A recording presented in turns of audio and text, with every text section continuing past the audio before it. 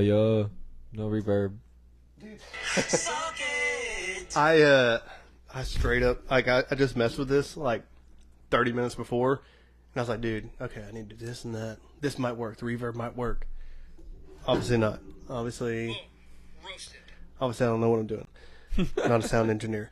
All right, dude. I don't even know. What episode is this? Do you recall? Do you remember? I want to say it's like 118 because I think we missed the mark. I think the Magic and Bird episode was almost 116. Dude, that would have been fire. It would have been. That would have been great. It's all right. We have a very special episode. Yeah, we do. Depending on how I edit this, if you see the guest or not. But anyways, I'm gonna jump straight into it. All right. That way we get straight into it. Guys, if you're watching this, you can tell it's scripted on this part, but ChatGPT helped me. So, anyways, we are joined by the singer-songwriter and American Idol contestant Jayson Garner. We'll be talking about his music, faith, American Idol experience, and his upcoming Rock the Pines performance on September 5th. I hope that was correct. All right. Good job, chat. Yeah, for real, chat makes me seem so much smarter. Anyways, Jayson, what is up? What is up? I'm doing good. How are y'all doing? Doing good. Doing all right. I just have to say right off the bat, I love y'all's soundboard. Oh, thank you. Thanks. I don't use it as much usually. Yeah, I know. We got to get back into it. This was derived from my music career, particularly. I was like wanting to make beats, and then I got this for Christmas. Never like figured it out at all.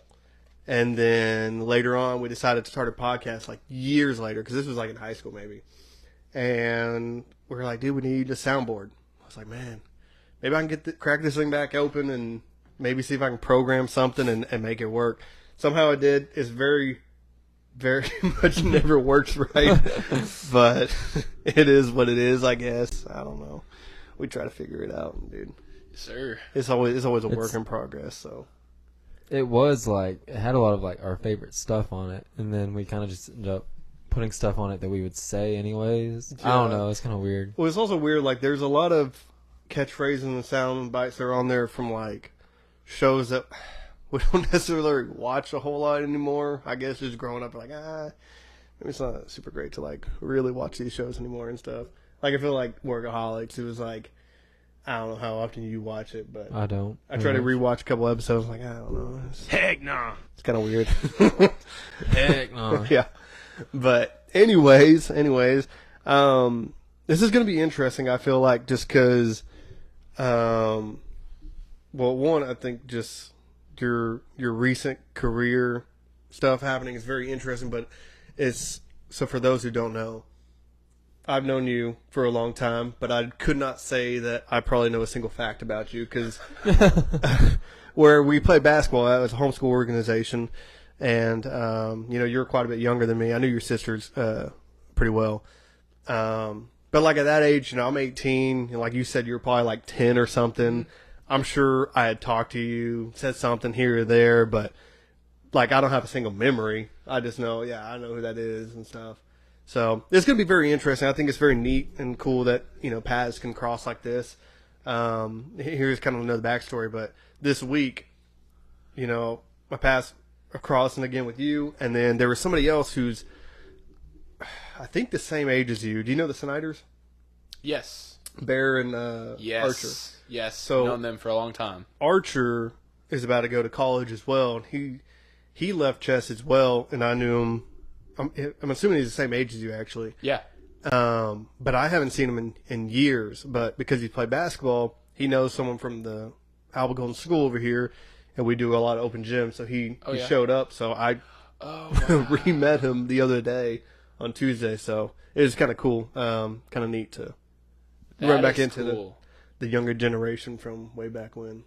So you were homeschooled too? Yes. Heck yeah. All three of us, dude. Yes, sir. That's the only way to go. I know. Honestly, it's great. Yeah, we're gonna try this year to homeschool our oldest son. Oh, nice. Be good, dude. Be good. Yes, sir. We're gonna see. Eventually, we will. Whenever our kids are old enough. Speaking of Archer, He's won his school won the state championship for their division. Oh, Martin's Mill. Yeah. I knew they were really good. Yeah. So not dogging him on my old organization, my old team, but it kind of went downhill there towards the end. I mean, they're still doing stuff, Yeah. and I still love the organization. I play the alumni game all the time. All the time. Every year. Yeah, Once a year. So, anyways, what was I going with this? Maybe lose my train of thought. Yeah, for him to leave was probably really good for him for his basketball career to go to bigger organization. So he went to another team, and then he went to a team in Dallas, another homeschool team, and I think that really kind of pushes you and helps you get better in basketball. And then I think he ended up going to Martin's Mill, where he graduated from. But Yep. the guy's gotten tall. Yes, he's very tall. Yeah. He's very tall. Thankfully, he was on my team all night, so Yes. didn't have to do a whole lot. There you go. He was good though. It was fun. It was really good getting to meet him again. So, but yeah, so I feel like this could be interesting. It'd be cool seeing kind of where the conversation goes. I know we've already spoken for a good 10, 15 minutes. And Sure. This is your first time meeting Steven. I know. Yes. Solid dude. So, Try to be. yeah. Yes, sir. Anyway, so I don't know if you want to jump straight. I should have just sent you that same list so I didn't have to ask all the questions. A lot of the ones I thought of, you have already had there. I guess me and Chat think alike. Oh my gosh. I feel bad though. I'm glad I hope that you were able to think on the questions because I feel bad. I've been so busy. I was trying to get good interview questions or get something out, and then yesterday I'm like, dude, I really gotta do this right now or he's gonna be coming in like, oh, what are we doing? So anyways, yeah, so I don't even know if I want to just go into I the do have question. one before you start. Yeah. Are you from Sulphur Springs? If you are on that No, I'm actually from Emory. Emory? Oh, Yeah, you know where that is? Yeah. Yeah, so we actually I was live in- like 10 to 15 minutes outside of Emory. Yeah, okay. Yes, sir. It's always Cool. nice being close to the town, but not too Go close. out. Not like you're Yeah. in the town and stuff. That's always cool too.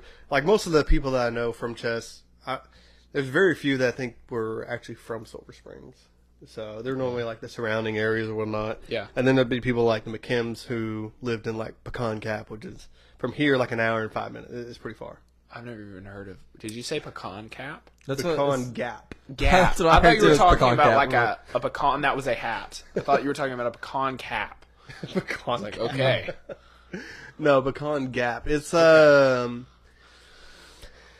between Commerce and Paris, but Oh, it is a small town. It's Okay. I mean, I'm sure. Have you been to Golden? Yeah. You're technically in Golden, I guess. Yeah. But For it's sure. like Golden. You know, you're driving. If you blink a little too slow, you missed it. Yeah. I don't think they have they do have a feed store actually. Pecan Gap does. Nice. Yeah, I've been there. I think I have a hair in my face. But yeah, so some people are pretty far out, but it's whatever. I took my driver's test in Emory. Nice. Twice. Oh no. Failed the first time. Yeah. So we'll get into that. You said you're going to college. Yes, sir. So you graduated, I guess, this year Mm-hmm. Yes, sir. from homeschool. Yes. Homeschool USA. Let's go. That's good, dude. What's your GPA? Well, You don't have to get into that. I mean, I'm Homeschool. homeschooled, so basically, I Whatever literally whatever say, you want it to be. Yeah, so literally on everything, I just put in 4.0 because That's what my mom did too, and I think it was a mistake. 'Cause I went to college, and I don't know. I guess if you are homeschooled, you have to take the TSA. I'm assuming you had to take that test to qualify for college. I don't know. is how that it works. the STAR test? It's kind of. Wait, you mean the SAT? I think I. That's a TSA. You said TSA. That's like airport. I know. I was thinking TSI maybe. No. They have two different ones. One is the okay, SAT, okay. and one is I do know TSI. what you're talking about, and I didn't have to take it because I took the SAT. Okay, I do know what you're talking Yeah, about. Yes. and that's kind of what it is. You had to take one or the other, and that's your assessment test to see, hey, what's this guy Yeah. really? So I didn't do bad. I think there was writing or something that I didn't do as great on. But anyways, college wasn't for me. Went for like a year. Okay. I don't think you didn't go on at all, right? No, my parents knew better. There was no faking my GPA or whatever. And then they're like, "Oh, I was Brad, like, I don't really want to go Send to your Cal. brother. I mean, I don't really want to go to college, and they're just like, good. they just saved some money." You won't make it, and you're gonna sit. I don't know. with somebody. I'm so back and forth. Like, I'm never going to tell anybody not to go to college. I think there can Yeah. be some benefits. Oh, yeah, But for sure. on the same side, I'm also like, sometimes you don't necessarily need it. So. Yeah. But what you I already asked you where you're going to college, but not on the podcast. So, Yes. where are you going to college? I'm going to college at Ouachita Baptist University in Arkadelphia, Arkansas. Nice. And like we were saying, beautiful place. Yes. It's one of those, I mean, it's like, Thank you. it's like I would almost call a big town, not necessarily a city. Yeah. It's like, because still has like that small town vibe and feel, Yeah. but almost touristy, I'm guessing, just because of where it is. I don't know if they have a lot of touristing. I don't know about tourists, like, actually stopping there to be in Arkadelphia. They stop there to get to other places, I think. Yeah, yeah.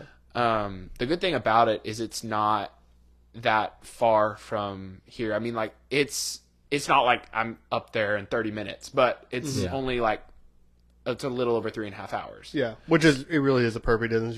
If you're like, oh man, kind of need to come home on the weekend, and it's not maybe a holiday or anything. You just like kind of want to come home. Yeah. Dude, you leave at 8 in the morning, you be there before lunch. Mm-hmm. Yep. Mama gonna have dinner sitting there on the table. Here's the thing, though. I'm such a bad driver that my mom doesn't want me to drive back home. That's terrible. That's crazy. Man, this generation, not good drivers. I don't know what it is. Your generation. Also, I do not know. we have a friend that we grew up with. It's my wife's best friend now. Oh gosh. She is, and I hope she's listening to this because she needs a wake-up call, Mm-hmm. She is a terrible driver. Matter of fact, probably the worst driver I've ever been with in the same vehicle. And she it is seriously bad. But yes, she's still driving the same car. She's put dinks in it, had like small wrecks in it. But she's also very, what's the word? Like, unaware or like Oh. out there sometimes when she's just, driving. But then like, every time I see her, because she lives in Mississippi, she's a teacher over there. Every time she comes down, it never fails. At some point in that trip, she leaves her keys in her car locked. No. Every time. No. I think I need to start counting, but and growing up, man, in high school, it was really bad. Yeah. We went to go see Avengers. Yeah. We all met at a Mexican restaurant in Mineola, and we went and ate, and then we went to go see Avengers Endgame, which was Okay. about 3 hours long. Yeah. And then we went and got ice cream afterwards, and then drove back into Mineola, and we got there, and her car was still running. With the keys The inside. cops were there. They thought that she had been abducted. Oh. The cops were my there, and she's just like, "I gosh. just left my car on." I was Keys "That's were in like it, and it was 8+ locked." hours. Or Yeah. no, not 8, 6+ hours. Oh Still, my that's a long time. goodness. That's why I always tell people that story too. I'm like, just so you know the level that we're talking about, how bad it gets. We love her though. Yeah, yeah. We Oh do. my goodness. She's great. So, anyways, We just still don't be claim like her. that. Just remember to take your keys with you. I often forget to turn my car off getting Oh out. my God. And my dad's like, "Don't get out of the car yet." I'm like, "Why?" He's like, "What'd you forget?" I'm like, "Oh." I have gotten It's to 'cause where they're that hasn't push happened the as many buttons? times though. No, push I know button? it is actually a key. key? Yeah. It's a 2012, I think. Yeah. I have actually stepped out of my wife's car without turning it off before because it's one of those push button ones. I guess I feel like it's easier with a key. Yeah. You're just but I don't know. Yeah, I don't know. I feel like I could Just remember. I feel like I could forget a button easy, and I would forget actually twisting the key and pulling it out. Yeah. So I think that is a fair point. Well, yeah, and I guess so because, if you go inside and you turn the key, you take the keys with you. But if you have a button, you're going to grab the keys and take them with you, and you're not going to think, "Hey, got to turn it off." Oh you know? yeah. Fair enough. So I you didn't think about that. get that extra aspect to it. But anyways, so what are you going to college for? What are you going to major in? I'm going to major in worship studies. Okay. They have a really, really good program with their like the students and the faculty, it all just seems really genuine. Yeah.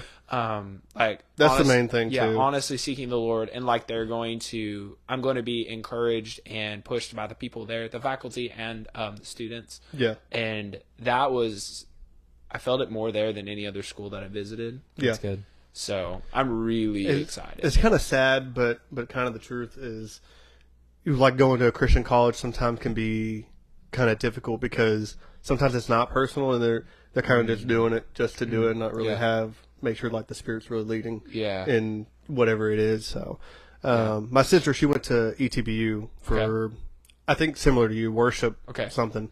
Her and her husband, that's where they met. I don't know worship something. I don't know like exactly what she did. She learned to worship.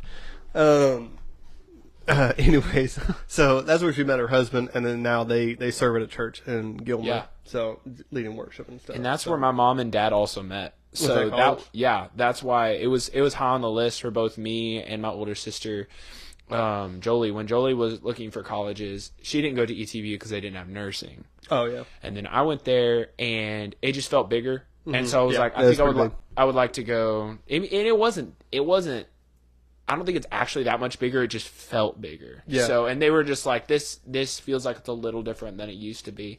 So, yeah. I mean, so, I ended up. But it also kind of has that like personal feeling too, because you said that your parents met at this same college. That you're that'd be cool.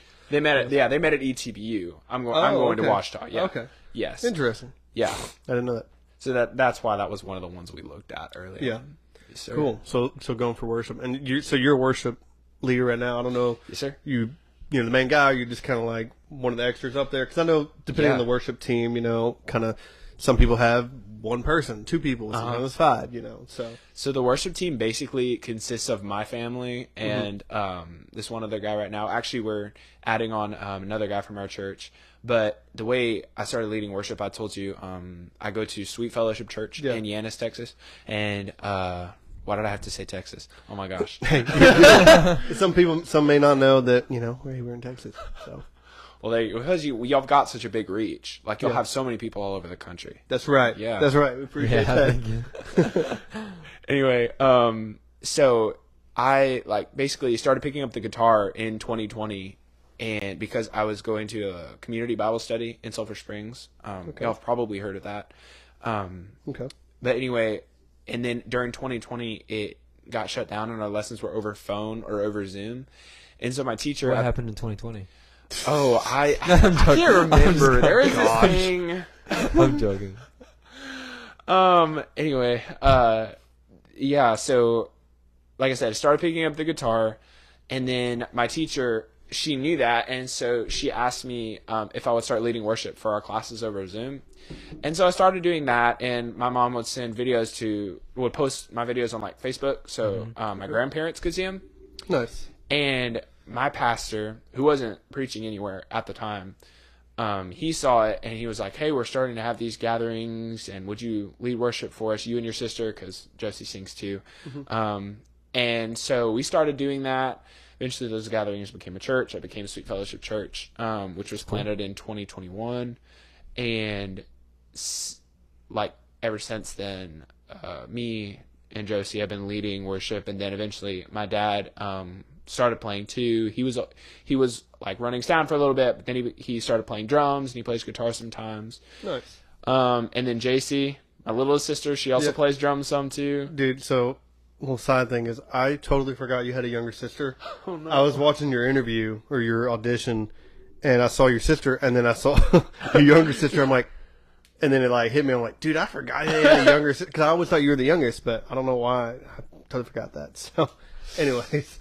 Yeah, I mean, she's 4 years younger than me, so yeah, and that's 6. probably why. Yeah. So. Yes, sir. But yeah, so yeah, I mean, I guess that kind of you just started singing. You're like, dude, man.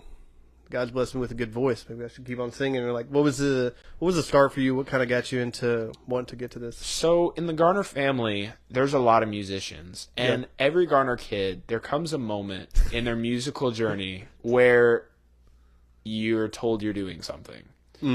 You're not necessarily You're not forced, it's in love, but yeah, you're doing it. So that came for me. when I was going to Lake Fork Baptist Church. Okay. Yep. And I was obviously part of the children's ministry there. I was in it. I wasn't like leading it or anything. Yeah. But they were doing a Christmas program, like most church Christmas programs, they have kids sing. Well, I was asked if I wanted to do a song with Josie. So I would be singing and Josie would play the piano. I really didn't want to do it. I thought my voice was too high. I thought I sounded like a girl because I was only like 10. So, hadn't gone down yet. That moment yet. I hadn't gone down yet. So anyway, I ended up doing it. And from then on, like, I started singing in the choir at that church. Even though I was only like 10, like the old ladies would like block me from being seen because I was so short at the time. But from there, then I was singing for that every Sunday, or every Sunday we were there, and then COVID happened, and so I started picking up the guitar. I never wanted to play guitar because my dad and my sister play guitar. I was like, I'm not playing guitar. I want to be unique. Yeah, and so I eventually picked up the guitar.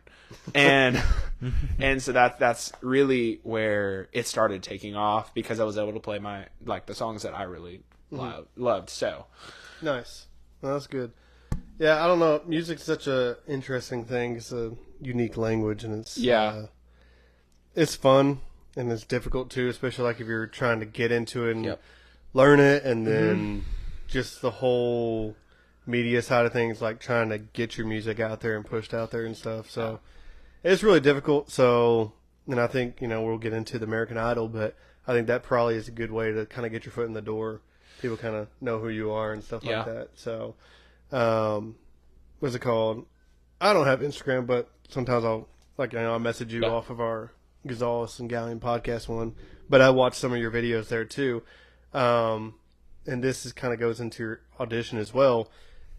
When you were in American Idol, you did a Red Clay Stray song, which is a group that I started listening to maybe a year and a half ago. It's like, dude, I love these guys, and they're country, but they're Christian dudes too. That was the On My Knees one. Yeah, and I know them. I don't listen to them. Which is funny. So in our normal podcast, we'll go through segments, and one of them is like new music and stuff we listen to. Okay, and I've mentioned Red Clay Strays many a times. Nice. Then, I don't know, maybe last week, you posted a cover from Luke Bauer. Another guy who I just discovered last year, and dude, I love his music. Luke and Bauer? It's another one that Luke Bauer is I think I do know this guy, actually. Good. Yeah. The name so sounds crazy familiar. So it's funny, and if you ever meet the dude, let me know. But I tried to message him on YouTube because that's all we really had. Yeah. And maybe you just told me about him.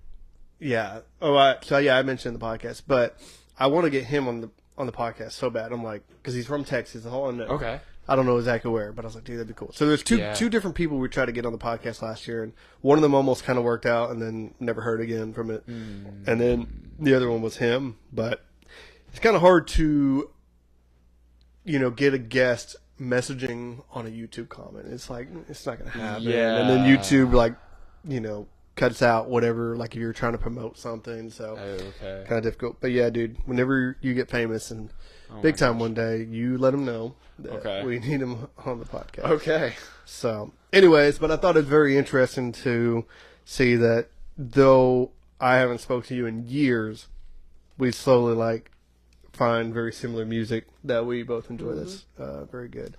I love his voice.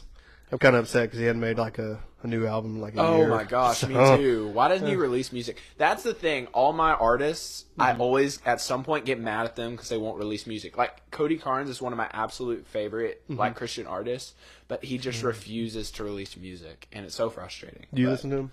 I know that name. I recognize that Run name. to the Father. Oh yeah, yeah. That's one of his most popular ones. You listen to I listen to all of his songs. Jervis Campbell. So I don't. So I listen to Luke Bauer, but I haven't really listened to many other of the Christian indie folk genre. So Jervis Campbell. I mean, the only other type is Josiah Queen, but he's gotten super popular. Yeah. So I don't think he's technically in the same zone anymore. Yeah, and for Luke, to me, Josiah Queen and Luke Bauer kind of different levels because Luke Bowers is more like a folk country-ish kind of vibe, and Josiah Queen's is like a little bit different. I don't know if it's from his voice mainly or what. Yeah. So, and I don't have anything wrong with Josiah Queen. I just don't particularly like his music as much as far as my taste. I like Josiah Queen. But I like some of the stuff. Like I listened to the one with Forrest Frank about Jesus Come Back Soon. Yeah. Yep. And then he did like a acoustic set, and it was Jesus Freak, and it had Toad Mac in it. Yeah. No, That yeah. song's great. So they're songs. I mean, like I said, Yeah. I ain't dissing him or anything. He's Yeah. wonderful artist. But I was blown away by Luke Bauer because his voice is amazing, but what he chooses to do with his voice is my favorite thing about him. Like when he chooses to like use his vibrato, when he chooses to add power, that when I listen to it, it's like the mastery that he put in that is probably my favorite thing about him. But I also really like the way he was recorded because he's got kind of an older sound. And I just think it's really cool. his lyrics are also, I think, very deep and just so much different than like your traditional worship kind of songs. Because I feel like I can be in a state of worship listening to or singing with some of his songs, and I think that's kind of my main problem is I don't like traditional worship as much. Like I don't have a problem with it, and I'll sing it, but as far as like if I'm gonna just want to be jamming out or like listening to any kind of worship more so. Yeah. That's not like Christian rap. Then like worship like, Lauren Daigle or something or whatever, like not really my go-to. My wife, maybe. You're not a Caleb guy? A Caleb guy?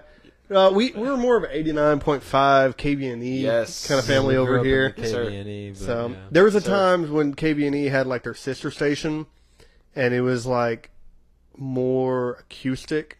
It was the same songs they normally do, but there's more like acoustic. It was like 88. I want to say 7, but it wasn't that. It was 88.3 or something. It was really good. That sounds cool. So, and I'd encourage that one. It's a good one. Wow. Caleb, that's like that's mainly Dallas, ain't it? Well, it used to be like KLTY, but it got like I don't know if it was sold, whatever. Now it's part of the Caleb like nationwide station network. Yeah. And it's the same thing, like, so with worship songs, going back to that, is if I like that type of worship stuff, it's normally like the older stuff when you get like the old Mercy Me and Casting Crowns, stuff like that. Casting Crowns, I love Casting Crowns. Casting Crowns has got a little rock in them. Yeah. Listen to their older stuff. Which is weird. I was like, listening to them, like, this is like kind of rock, actually. Their older stuff is? Yeah, their older stuff. Yeah, like their first album. Well, when I was... So Third Day. Yeah, like Third Day. Like normally when I listen to an artist, I like go through their catalog. Yeah. And that's what we did with you. Don't you worry. Well, thank you. You didn't have very much to look through. I know. I'm upset. But you're kind of getting started out as far as release, and so we understand. Oh my gosh! Now I know how it feels. I've got people mad at me that I don't release music. Yeah, dude. Oh man, it's coming full circle. Oh my. And I do want to. We'll get into talking about your music too, because I want to get into that as well. But yeah. Anyways, we can go straight into your more recent endeavor, which was American Idol, which I'm going to assume that most people watching this is one of the reasons they're tuning in and what they probably know you from. So, I mean, I know there's many questions in this, and matter of fact, I'm going to try to send this to you so you can kind of help me, because I don't want to be like sitting here looking at this and reading off the questions, because I don't like scripted things. I want things to be genuine, Yes, sir. But anyways, getting into American Idol, how did that come to be? Like, you're just like, dude, I'm going to audition, or someone's like, Jayson, listen, brother, you have an amazing voice, and you need to do this, because, is it Carrie Underwood? Is that who's in there? Yeah. Because Carrie Underwood's in here, and, she's pretty cool, and she's on Soul Surfer, the movie, and so, you need to do this. So how did this happen, So, it wasn't because I thought I had something, like I had a special voice. I never really thought that my voice was anything out of the ordinary. before I did American Idol, and they were like moving on. I was like, well, I guess I'm doing something right. And anyway, but it was Josie. So she gave me a call one day, and I'm like, hi. She was like, hey, I'm signing you up for American Idol. I was like, okay. Sounds good. I mean, that's how it started. What are older siblings good for you? What's it like? Like, do you have to fill out a lot of stuff? You have to wait in line for a long time? Or? So I did have to fill out a form, but the first thing you do, that is really new, because like my mom told me about like what American Idol used to be like back in the day. She told me like people used to stand in long lines at buildings and wait. Yeah. But what they do now is you can sign up for the in-person, but you can also sign up for like Zoom auditions. Okay. So it's exactly what it sounds like. You're on a Zoom with a producer, with several producers and all the people who are but not like the main host or whatever. Yeah, no, Ryan Seacrest is not on there, unfortunately. But they have a bunch of producers, and so you'll get on there. You sing a couple songs. They have to be like segments, because you can only sing like a minute and a half. Yeah, right.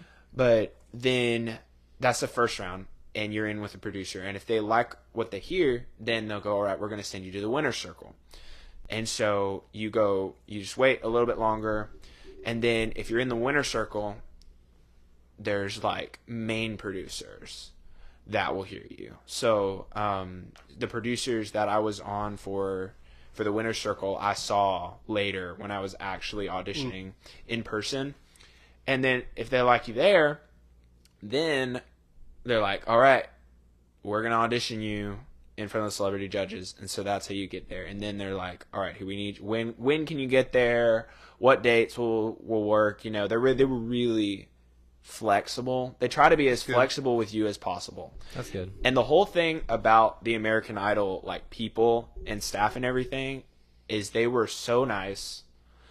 They weren't like, oh, whatever, just get over there, kid. I don't really care. Yeah. That didn't happen. That's good. And they were all really nice. They knew it was a special thing, and they tried to treat it that way.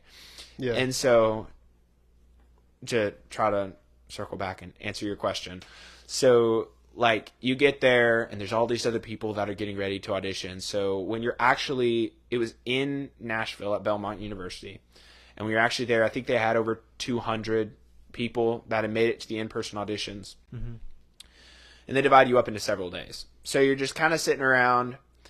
If you're waiting, you're just waiting. Like just sitting there. It can be for long periods of time, but if you're moving, like you're doing stuff. Yeah. Like it kind of gets rapid fire like that. It's kind of crazy that way. But I guess that's the TV industry. That was one of the cool things about going there. So you sit, you do, I'm trying to remember the first thing. I don't remember what the first thing I did was. It may have been an interview, and I will say would have done auditions 100 times rather than do one more interview. Really? The interviews, I can't do it, because it was like you talk, but you're talking to the camera, and it's like you say something, because they'll ask you a question like, all right, like, what did the judge say about da-da-da? And I answered, and they're like, all right, say that again to the camera. And I was like, oh, I said it to the person. Yeah. So this was after you already auditioned? Well, there was a couple before and a couple after. Oh, okay. But the worst interview by far was the family interview. So my mom, my older sister Josie, and my youngest sister and my dad were there. Yeah. And so they had to sit us down on this couch, and they were like, all right, look at Jayson and say something nice. I was like, this is so very awkward. So awkward and forced. It was terrible. Oh my gosh. But anyway, I did the interview, then the audition. So you're literally just sitting in a room, you're about to go in, waiting, and like you go in and it's in the main foyer. So you walk out. First thing, it was so quiet in there. It was like dead quiet. Where all the judges are and whatnot? Yeah, they were already there, and I expected like camera people to be moving around, some kind of noise. I don't know. Walk in, and it's dead quiet. And the judges were super nice. But before I went in, they were like asking me questions about myself, and I was like, I did Taekwondo, and they were like, would you want to do some Taekwondo with the judges? If y'all saw my audition, y'all saw that I did.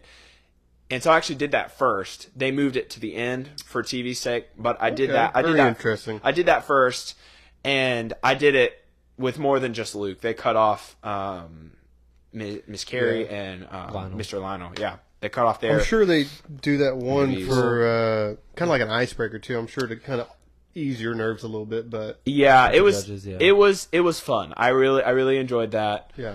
But then I did the actual singing. So I did On My Knees first. I say first because I actually did 2 songs. Oh, okay. They didn't show both of them. But the first song I did was On My Knees, and I did it, felt really good about it. Actually, the guitar flip that I did, I had started learning that a month before. So I didn't have I was not comfortable with this trick. If you told me to do it today, I would probably mess it up. Yeah. So that was a big deal going into that. I was like, if I don't do this right, it ruins everything. Which is crazy too, because when I looked up your auditions, there was multiple different clips of you, and all of them were crazy guitar flip, so it worked. It was the main point, and I think it sounded fine. So yeah. But I was interested on how that came to be. You were just you know what, dude? I'm a rock star. We'll flip this thing. Yeah, but I assumed you already knew how to do it. So no, I didn't. I was literally just one day I was just you know what? What if I could do this? And I tried it, and the first time I whacked my head, and I was like, oh yeah, that was not good. So I was using it a really thick toboggan as a helmet, basically for practice, to try to cushion a little bit. And it was very slow, work in progress, but it was literally just I'm gonna try this because I don't know if you know much about Elvis and stuff, but he's a really large, really big musical influence for me, and for my family too. Josie really likes Elvis. You did one of his songs. Yes, I did an Elvis song, and he does stuff with his guitar. Sometimes at the end of this, he'll throw it off and do a pose with it or something. So that probably came from that.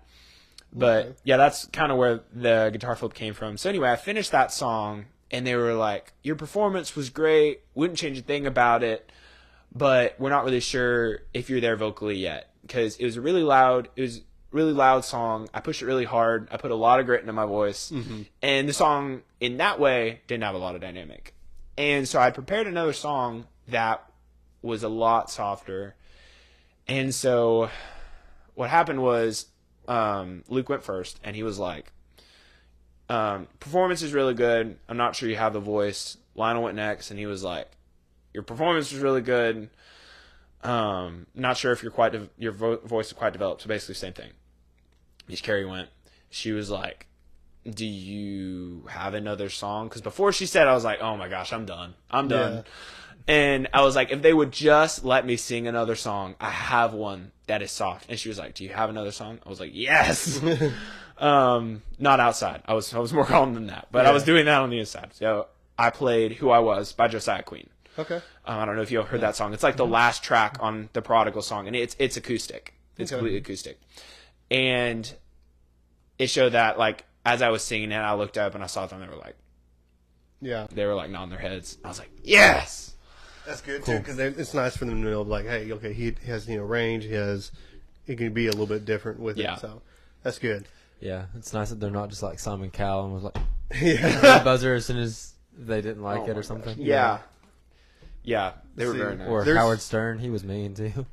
Was there 4 judges, right? There's 3 on American. There was 3. Okay. Yeah, on American. So I know Carrie Underwood, and then what were the other 2 you said? Luke Bryan. Yeah, I know him. Lionel Richie. Yeah, I don't really know him, I guess, really well. I mean, Lionel Richie, he was a singer though, wasn't he? So I didn't really know any of the judges. I kind of knew Carrie Underwood because of her gospel stuff. That was it. Luke Bryan, I had heard of him, and I had heard some of his songs because he's like mainstream country, right? And Josie listens to country sometimes. Yeah, and Lionel Richie, I did not know literally at all, except for maybe All Night Long was maybe the only song of his that I had ever heard, because that's like the one genre in my family that we don't listen to. We listen to so many different genres because that's like one of the things like my parents want us to listen to all different kinds of music. Mm-hmm. But like disco is like literally the only thing that we don't listen to. Yeah.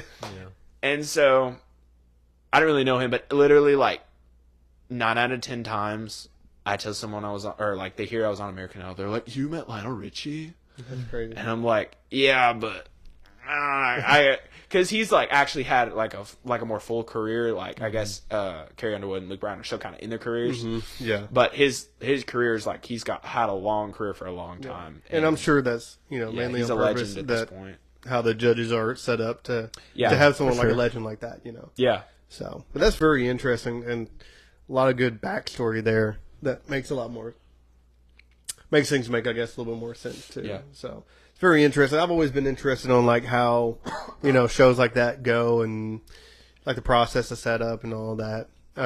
They didn't ask you for a sob story to make the viewers cry. So they did. Like your mom has cancer, something like that. So they did actually on one of the forums. You asked me if they had me fill out forms. They were like, "What's the hardest thing you've ever gone through?" Yeah, I'm trying to milk it, bro. So I was like, I grew up with 3 sisters. That's crazy. So that was pretty much my default response when that came up on the interview. Like, in my life, my sisters, oh man, like had like the little awl. Evil stepsister. Do we have an awl? Huh? We have an awl. We do have an awl somewhere. Oh my god. We had 3 sisters. So. Yeah, they had like the really sad piano in the background, just like clinking away. Yeah. Oh man.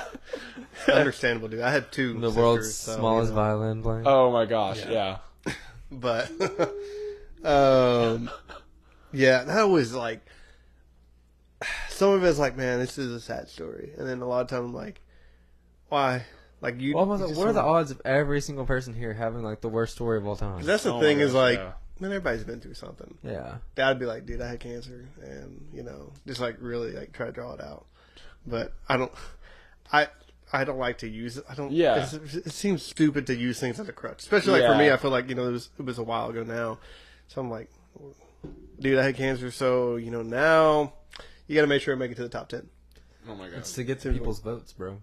I know, I get it. It's all it's political, obviously. It is political, obviously. But I don't know. So we appreciate you being real, dude. Yes, sir. Yeah, But sisters, man. Yeah, I hear they're tough. I don't have any. So the interview that was with your whole family, did that make it to the TV spot? It did not. Okay.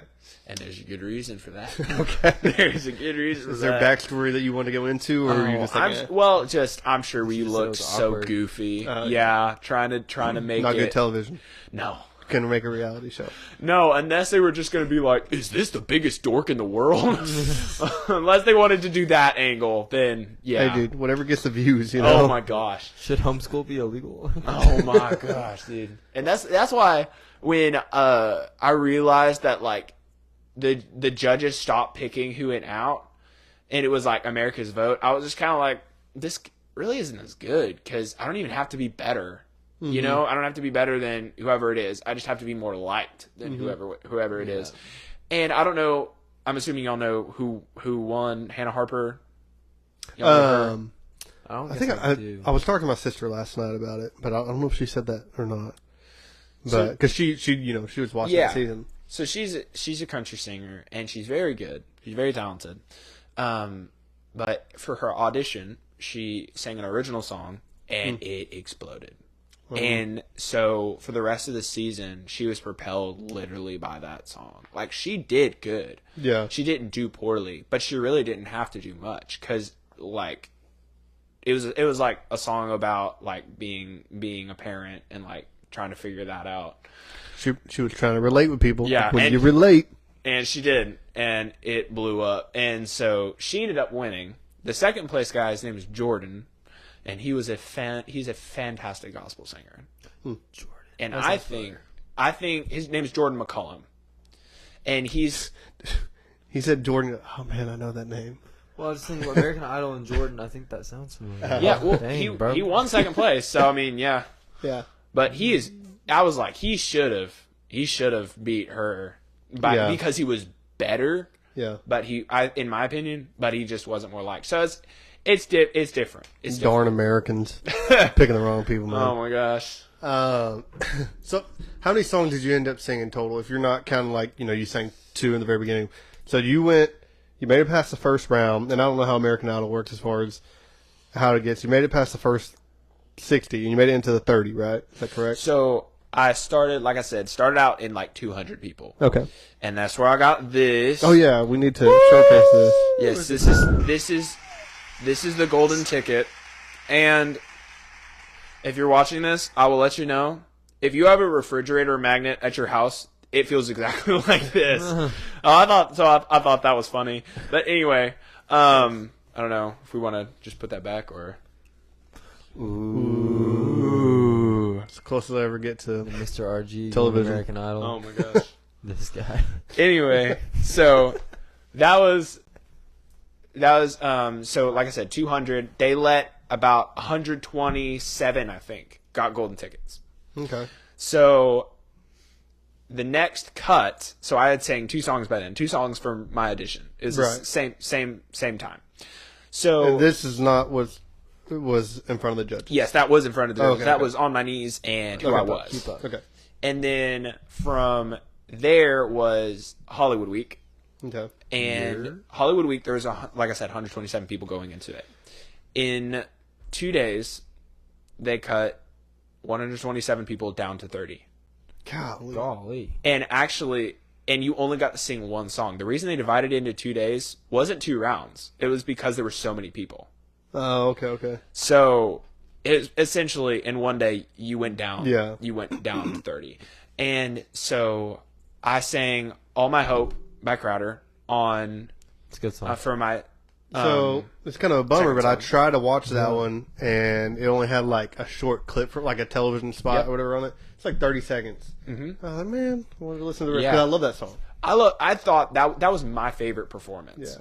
Is And that Torrin Wells? they- Probably because he's saying about Jesus explicitly. Yeah. Well, yeah, they actually they wasn't just the clip you saw. They didn't show all of it. That was all they showed Really? on like the actual like show. Yeah. And you know what the part they cut out was? The part that said "All my hope is in Jesus." They did the verse, That's crazy. and they Yeah. cut out the actual like point of the song. I was That's like, crazy oh though, my gosh. because Carrie Underwood, like all the judges are Christians. I don't know about Lionel Richie. I don't think but- I don't know about Luke Bryan. That would be really? my guess. That would be my it's guess. kind of Luke weird when Bryan you get is. into like country music, you know. It's Well, like all country music, artists like are- beer, God, and trucks, you know. It's Yeah. like, I don't know.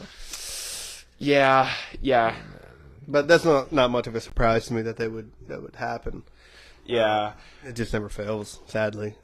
But I mean, they didn't.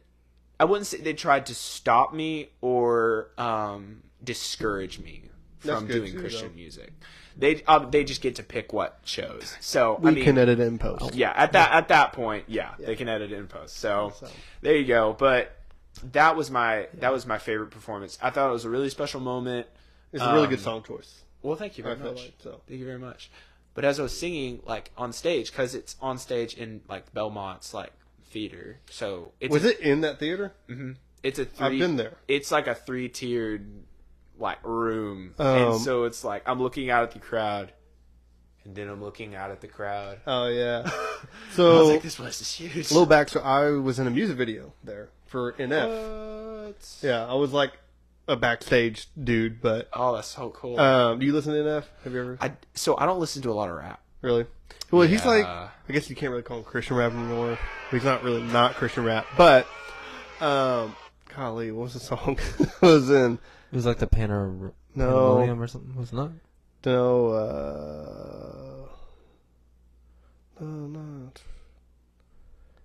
If it ain't broke, don't fix it. What is it? Goodness, I'm gonna have to look it up. No one listens to NF, dude. I'm joking. Come on, brother. it. Was that? A come lot on, of hit- people hit listen to that, NF. Hit that. Come on, son. Dude, I got nervous. So, Motto. Yeah, I don't know that one, I guess. Yeah. Anyways, so it was in a similar thing. It was kind of similar to how your American Idol audition went. As far like I had to email a lady like a picture of me wearing like a nice suit or whatever, Yeah. you do that, and then they're like, okay, yeah, we'll take you here, meet us in Nashville, and then we end up meeting at that theater. And so I was in the background. I wasn't up on the top tier. I was down low, but I was kind of off to the right, so nice. Can't really see me super well. But it was very interesting. Yeah. Very nice theater. Very cool experience. Yeah.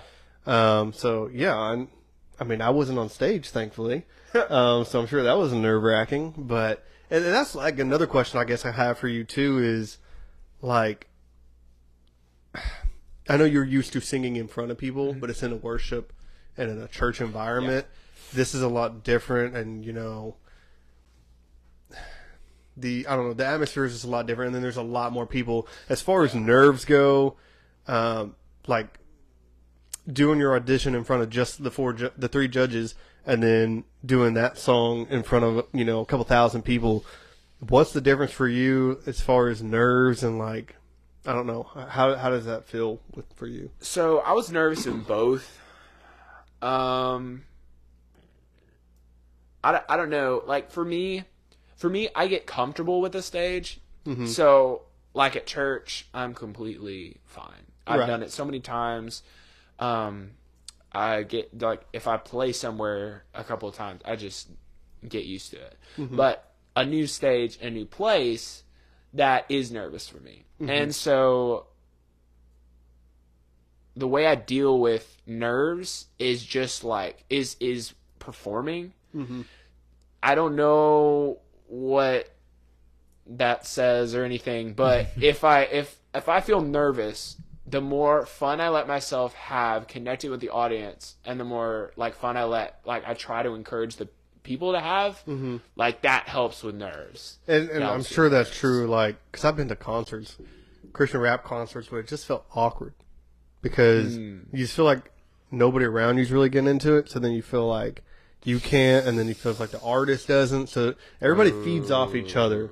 But then if you go to a concert, like we did with Andy Minnie or the KB concert, they really get the crowd worked with it. So I can understand what you're saying. You feed off each other. Yeah. And even if it's not like, a rap concert where you're like, hey, even just singing in general, you feed off the same energy. Yeah, it's kind of like the be a thermostat, not a thermometer. Like set the temperature of the room. I've never heard that. I like that. I heard that once, and I was like, it's cool. So. Same reason comedians do crowd work too, though. Huh? Same reason comedians do crowd work. Yeah. Loosen up, break the ice. And I'm sure with your audition, like I said, with that doing the taekwondo first, I'm sure that was probably kind of good to break the ice and stuff too. Like I just had a voice crack, dude. If I could sing, I'd probably go up there and then have a voice crack while singing or while talking, and have a voice crack on live television, and that wouldn't get edited in post. No, they would see it. It'd be like on Surf's Up. They're like, dude, you want to play this over and over again? So, I'm glad. I wish the Lord blessed me with a good voice. He didn't, so that's why I went to Christian rap, and then, made it as far as I did. Oh well. I didn't go to America's Got Talent, nothing like that, dude. I'm way too shy for that. So I didn't. With the whole American Idol experience, it was so easy to try out. Yeah. So like, if someone's like, "Hey, could I try out for American Idol?" Just be like, "Go ahead." Like it's not hard the way they have it set up. I mean, obviously it's in the middle of a season, you can't try out. But like when they have the like, the Zoom auditions open, it really is for anyone. And like there's no like prerequisite, for lack of a better term. They're gonna run into people who can't sing. They're gonna run into people who can. It's all kinds of stuff. So I feel like being a producer, like for the Zoom calls and stuff, like what criteria do you use? Like obviously if someone's not a good singer, you're like, okay. But they get thousands of people who are good singers, but it's like, okay, what puts you past that threshold of, okay, we need to send them on a little further? I'm pretty sure that the very first round is if you can carry a tune, you move on. I'm pretty sure. So. I haven't been told that, so I don't know that by any authority. But it's I think the producers that come after that because like I sang for the head producer of the show in the Winter Circle and other like really main producers. So a little more serious. Then. So yeah, so that was that one producer that I sang for in the first round. Like I said, I saw those producers, never saw her again. So I don't know, like they might be hiring like people literally just for that round because that season they said they had 200,000 people try out. Sounds like a work from home kind of job, dude. We down Yeah, It definitely Yeah. is. Yeah. When Yeah. We're on Zoom. dude. I can just do it from right here. How would you like? I feel like you'd get burnt out too. Like somebody you'd be listening about how was their day. Just all right, no, no, It's no. like, listen, bud, No. don't quit your day job. Oh You my know. gosh. Yeah. So then your last, once you got into the last round that you made it through on, they put you up against another Garner. Yes. Yes. That was so interesting. So my thing with that is, one, I thought it was a tough choice. I thought y'all both were really, really good. Yeah. The problem is I think y'all are totally different. So Two it's- different styles. Yeah, totally different styles. So I think it was really, really hard. I feel like it was. I don't think they should put y'all together for that reason. Yeah. Because I feel like it was hard to compare you to him or him to you because it was different styles. So I don't know. The guy had a great voice also. Yeah. So Well, I really appreciate you saying that because literally every time someone like anybody talks to me about that, they're like, "You should have won." I'm like, "This guy was really good." yeah, He was He good. was good. yeah. There's He no was doubt. very good. Both very well known songs too. Both of them were just like. What did he do? I forgot. Drift Yeah, away. it was also My a Red Clay. soul. No, it was Lionel Richie. I'm pretty sure. Oh, he did a he Drift did a Away. Red Clay Stray song at some point. So he sang 2 Red Clay Stray songs. He did Drowning I love that for song. his Hollywood week, and then for his audition he did Wanna Be Loved, I think. I think that's the one he did. It's another good one too. I like that whole album there. Yeah. Okay, but yeah, I don't know. I think that was a poor choice on them to do. That's my humble opinion from a untalented, just bystander. But They said So- it was by happenstance, but yeah, also, y'all had the same last name. They probably just took it as opportunity. They're like, oh, this would be cool. Yeah. So they have the same last name. We had to Yeah. put them against each other. He was from Texas as well, correct? So he's not. He's from Oh, I he's thought from he the was. South. Do your research, man. Alabama, I think.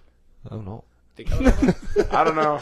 I don't One of know. those places somewhere down south. I mean, you could tell too by his twang. Yeah. Well, we like were so the way that worked. Like I said, we were cut from 127 down to 30. So we sang our Hollywood Week song, and then they put us up. So 10 people went out on the stage. 10 not at the same time, but 10 people in order went out in a row, and they sang. And then when they each done their individual song, we all came out on stage at the same time, and they lined us up. And they were like, all right, you step forward, you step forward, you step forward. And the judges really like toying with you, so they'd be like, back row, don't give up on your dreams because they're still alive. And then you were the people going through. So anyway, moving forward didn't mean you were stepping forward didn't mean you were in the winning part of the line. Okay. So all those people were like, oh, okay, we like made it to the next round. That was actually only the first cut of like that day. They had 2 cuts, and like I said, we didn't get to perform in between. So they cut us from 127 down to 57, I think, and from there, they literally just rewatched, and were like, all right, these are our favorite. And so Yeah, I feel like that has to be tough. yeah, Cool, well, like that. they did the same thing. They had people. They were like, "All right, you 10 people go up on stage," and what the thing is, they were like, "All right, if I call your name, you're out," but they still had to walk up on stage. Dang. Yeah. So I fortunately wasn't part of that. Yeah. I heard them in their contracts and stuff, and Mom told me like sometimes they did sing offs. So I was like, I really hope I get to do a sing off for this, because I don't want to just have to wait and like I don't get any kind of say in what happens. I don't get to perform again and try to fight for it, you know. So anyway, I was really really happy that I got to do this sing off. I thought it was a lot of fun. Literally right. So we were sitting in that room where they were having people go up and be like, all right, you're going home, or this group, you're going on. And so we walked out and we were just like, hey man, how you doing? We were just walking to the room where we have to be like, he was like, what song are you going to sing? And I was like, I ain't going to tell you. I was like, just kidding. But anyway, we kind of talked briefly, very briefly. Yeah.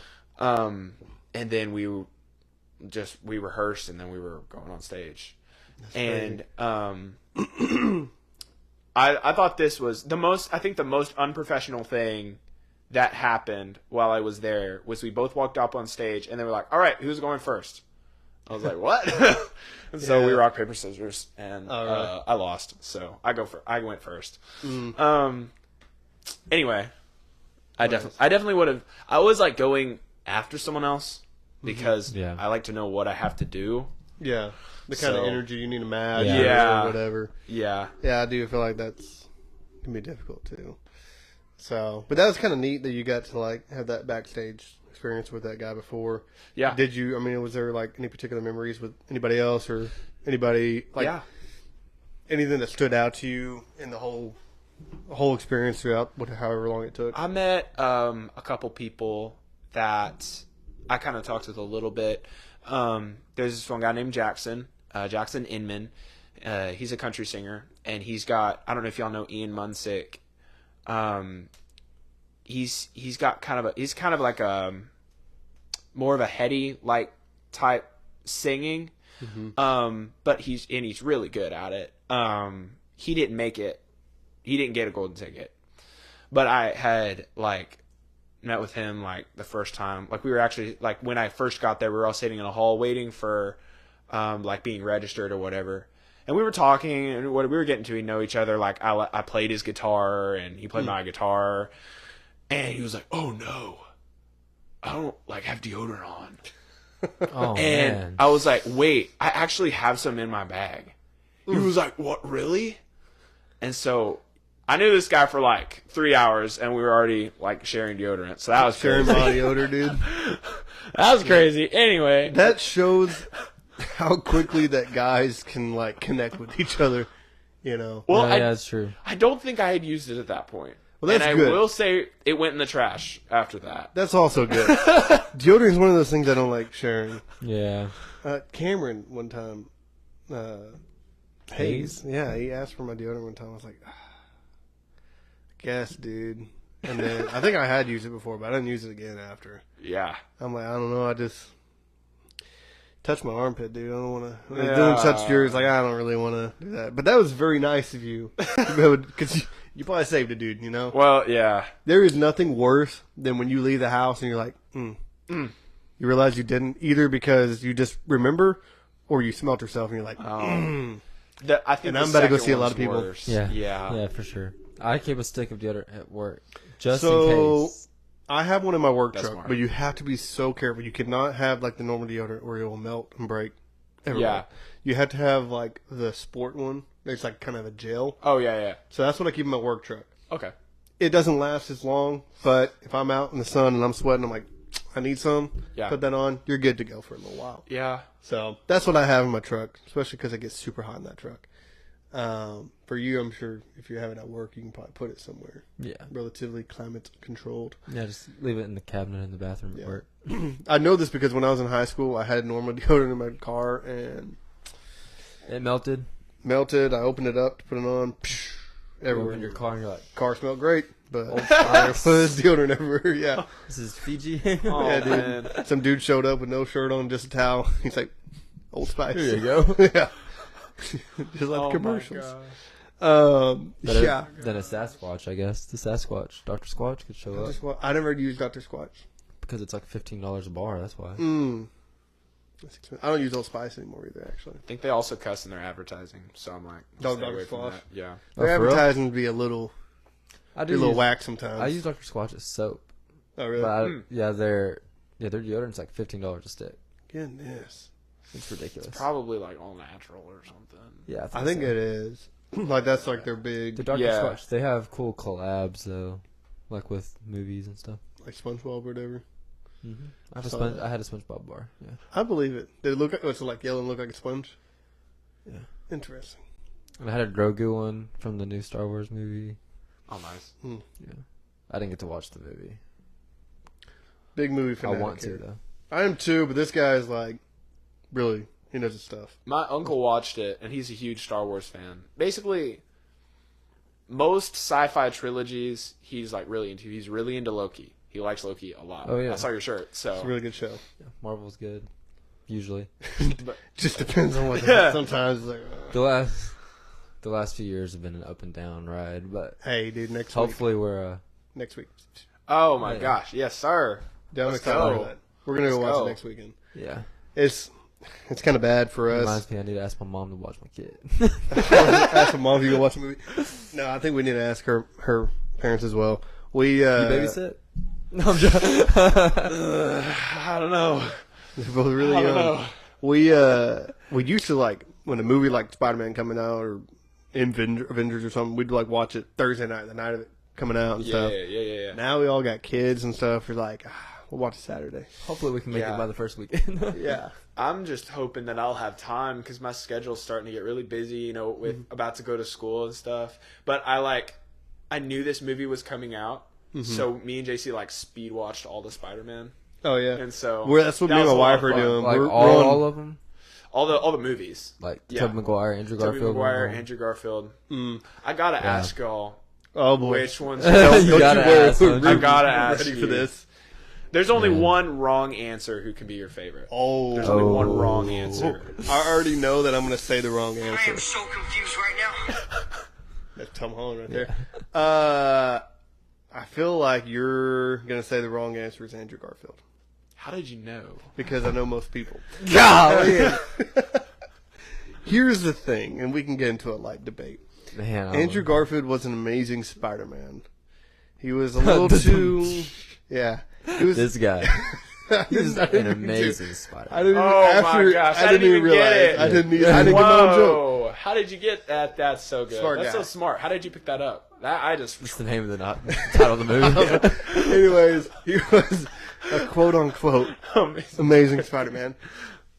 Everybody says, as far as a Peter Parker, he was a little too cool to be a Peter Parker, which I would agree with. Yes. But at the same time, I kind of enjoyed it in that way. I think they robbed him of not getting a third movie, and that upset me.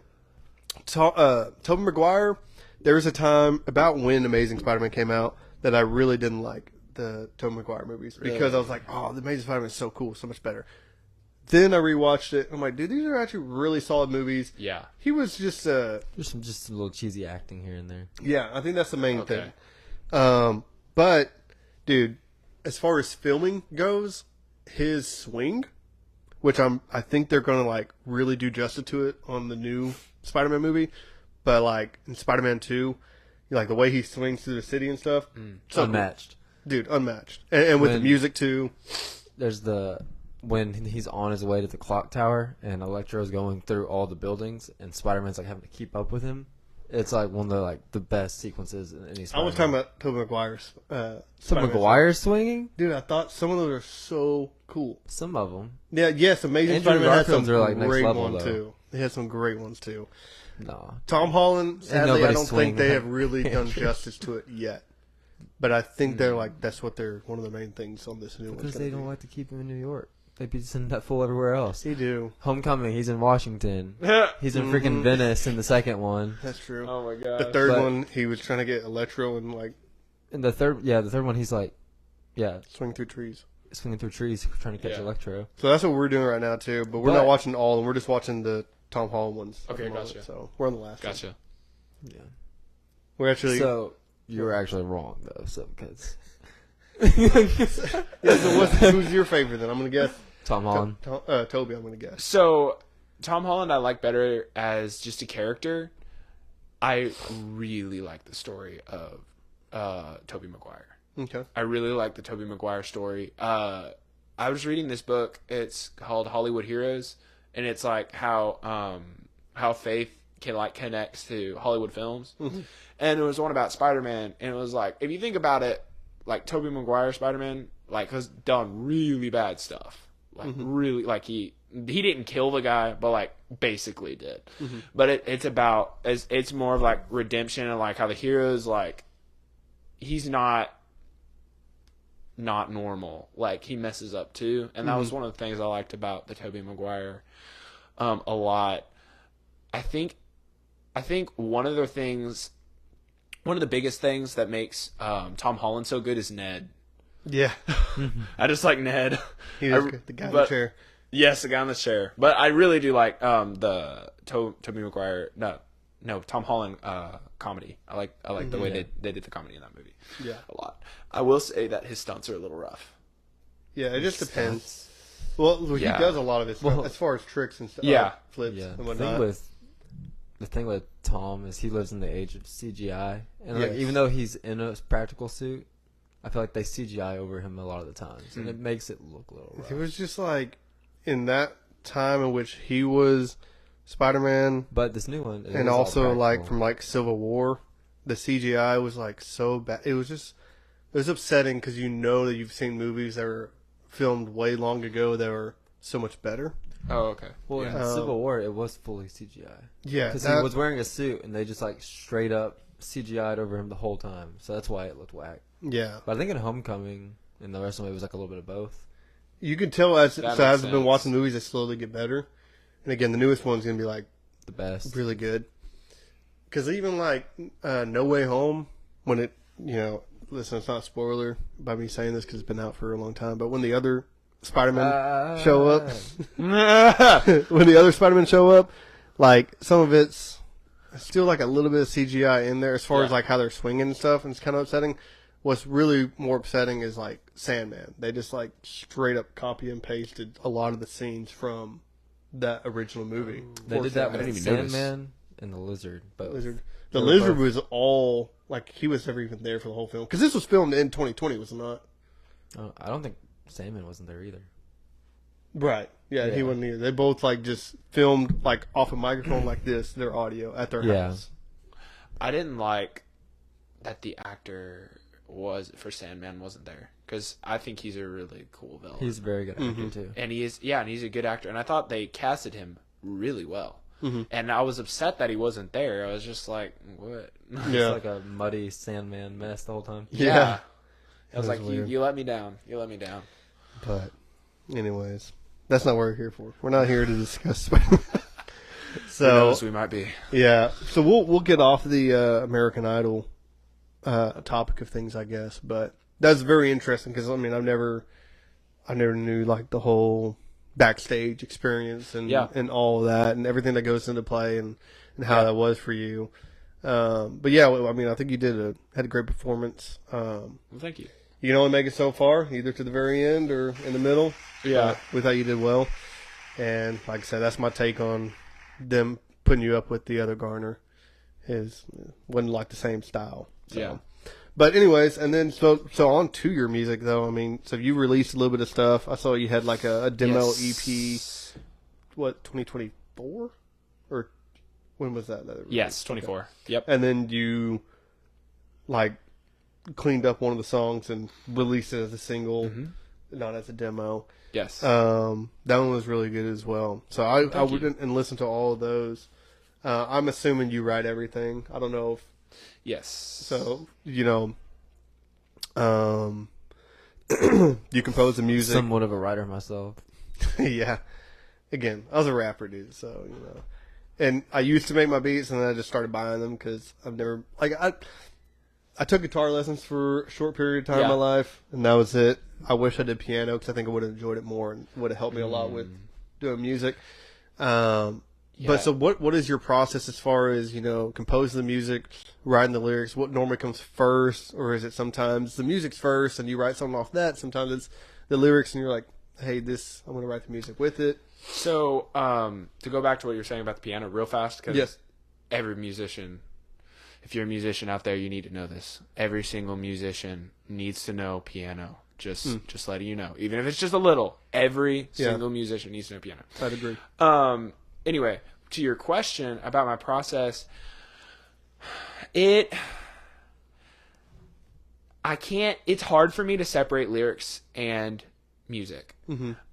it will happen so often that I'll write a music piece that I think is really cool, and I'm like, I'm gonna put some lyrics to this, and it doesn't work. Yeah. more often than not, it doesn't work because it's just I feel restricted at that point because I've basically written the song already. There's some people that do that. I went to this camp. It was a music church camp, and Mike Weaver from Big Daddy Weave was in one of the classes that I went because I took the songwriting classes there. And I found out later that on a podcast he was on that they will write and record the whole song completely produced, and then he'll write the lyrics. They do everything and then they write the lyrics. Seems tough. Which to me kind of explains some of their stuff. Yeah. But also, like, it's crazy. They've had some really good music to come out of that too.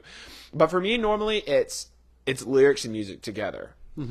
And as soon as I have lyrics, I'm trying to put a melody to them because to me, like, lyrics without a melody is frustrating because it's like I've got to try to match them to a time signature. I've got to try to match them to chords. So I try to match it to an emotion. Yeah, and I'm trying to do all of that. Like, I try to do all that as soon as I have any lyrics in my head. And sometimes it takes a while. I have this song that I'm working on right now. I say working on. I haven't worked on it in a while. But normally my songwriting, you hear like songwriters be like, you should aim to write 100 songs in a year, try to do 40 demos a year, try to write a song a week. Honestly, I literally only write when there's inspiration because I feel like I would bore myself out of my head if I tried. But so that's when I write, is when I feel inspired, and I was just up front, like my mentality going into songwriting is I know I'm a terrible songwriter. If I ever sit down and try to write a song, it doesn't work. The way I try to go into it is something I learned from a Chris Tomlin book. He's like, I try not to rap music. I try to receive music from God, which for me it's not like I'm doing a ritual to try to make God speak or whatever. Right. But like when I'm writing, it's like, okay, I think this is something that I should do. I'm going to pray as I'm working on it. Like, God, if you want this to be a song, like, help me finish it out. If not, just whatever. I'm good. Yeah. And I felt myself doing that at times too, or mine would be like I would write and just be praying that it'd be inspired. Yes. You know what I mean? Yeah. So, because you don't want empty words. Yeah. Obviously, especially if you're writing a worship song. Cause, I mean, like I was talking to my wife and my sister-in-law about it, but like AI, like they make worship songs now, and it's like, I don't want Where's to the heart? listen. Oh, yeah. I don't want to listen to that, you know? I don't want robot and church mixed. Yeah. That doesn't work. You know, like, imagine AI, writing like, Spirit, lead me. Yeah, no. Yeah, it's like, What? Yeah. So, no, but I get it, yeah. That's good. Yeah. For me, AI, like Spirit prompt me. prompt. Computer prompt. Yeah. They're called prompts. Yeah, Oh my no, that's a gosh. good joke. I was laughing, Brother. In my opinion, my best songs that I've written were. It's funny, like the songs that I didn't spend a lot of time on. Like as far as lyrics go, like I wasn't sitting there. It just like for some reason it hit me, and I just. Yes. And you just write it like that because you're feeling it right there, the inspiration right then and there. And then sometimes like if I'm writing a song with him. Or like someone else there with me, and I typically write better, I guess, because it's like I know kind of someone feed that's off each other. I think. Yeah, feed off each other. I know someone's got to listen to it, but yeah, for me, it's kind of different. I think that's because rap's a little different too. Yeah. Like I'm like, oh, dude, this is a banger beat. Like I want to write something to it. I find it more difficult. A lot of times, if it's like a really like hardcore beat or something, to me, it's a lot more difficult because I feel like I'm trying. Because you want to be like. All right, it's rap. You want to be cool, but you're also Christian rap, so you want to be kind of like humble. Yeah. And then it's like I'm trying to do both. I'm like, this ain't really me. Like trying to be like cocky or something like that. So those type of songs are hard to write. So I typically don't. Yeah, and you got to make the lyrics match up with the music. If you got a hardcore beat and you don't have hardcore lyrics, like it's not gonna work. Yeah, but I can't be like, rapping like I'm a gangster or something, like I'm out in like the street or something. Yeah. Because I live in the country. I've never been like that. So I've never been with the streets. I've never been in the streets. So, so I like for me, it's kind of like that. You never know. Inspiration kind of hits whenever. Yep. For me, typically the best writing was always done like, dude, I'm about to fall asleep, and then something hits you. You get those late night thoughts. Yep. I'm like, and that's when I typically like to write. So, which I haven't in a while like recorded anything, but I still try to write every once in a while just because I enjoy it. Yeah. I used to do a lot more of that. I had one of those, I think yesterday or the day before. Yeah. But eventually it got to where it was becoming like almost consistent. And so I was like, this probably shouldn't be a routine because we're supposed to be like sleeping. So yeah, yeah, yeah. And it's tough trying to balance that out. Yeah.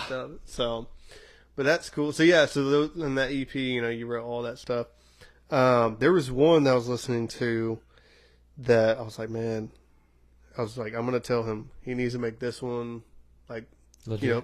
clean it up, whatever. clean it up. Maybe I don't know if you're gonna put if you know how to drums, but like put some drums or something on it. But it was, I think it was called Kings of Kings. Yes, something? King of All Kings. King of All Kings. Yes. I don't know, like the way the guitar was, it was a little bit different. I think you were picking at first, and then I remember the lyrics are good, and I just enjoyed the melody and how it went. I was like, oh, dude, like some background vocals or drums or something like whatever, and then obviously re-recorded and whatnot. So, dude, this would be a really cool song. Yeah, I enjoy that one. Honestly, there's several songs on that album that I wouldn't re-record if I had the choice. Because looking back at them now, I'm just like, that was a little too early. Or actually, one of those songs, there's a song on there called City of Light that pretty much ever since I wrote it, I was just kind of like, it's okay. But like, everybody's like, we really like this song. So I'm like, okay. It's weird. Okay, like you're gonna have a lot of that too, where you're gonna be feeling it, somebody else is, or you're just like, I don't know. And I've had a lot of songs I've written, and then like I listen to them, I'm like, dude, you were wrong. Like what you said, like that ain't accurate or right or whatever. Like you learn, you grow, and you learn. Like Baja Blast.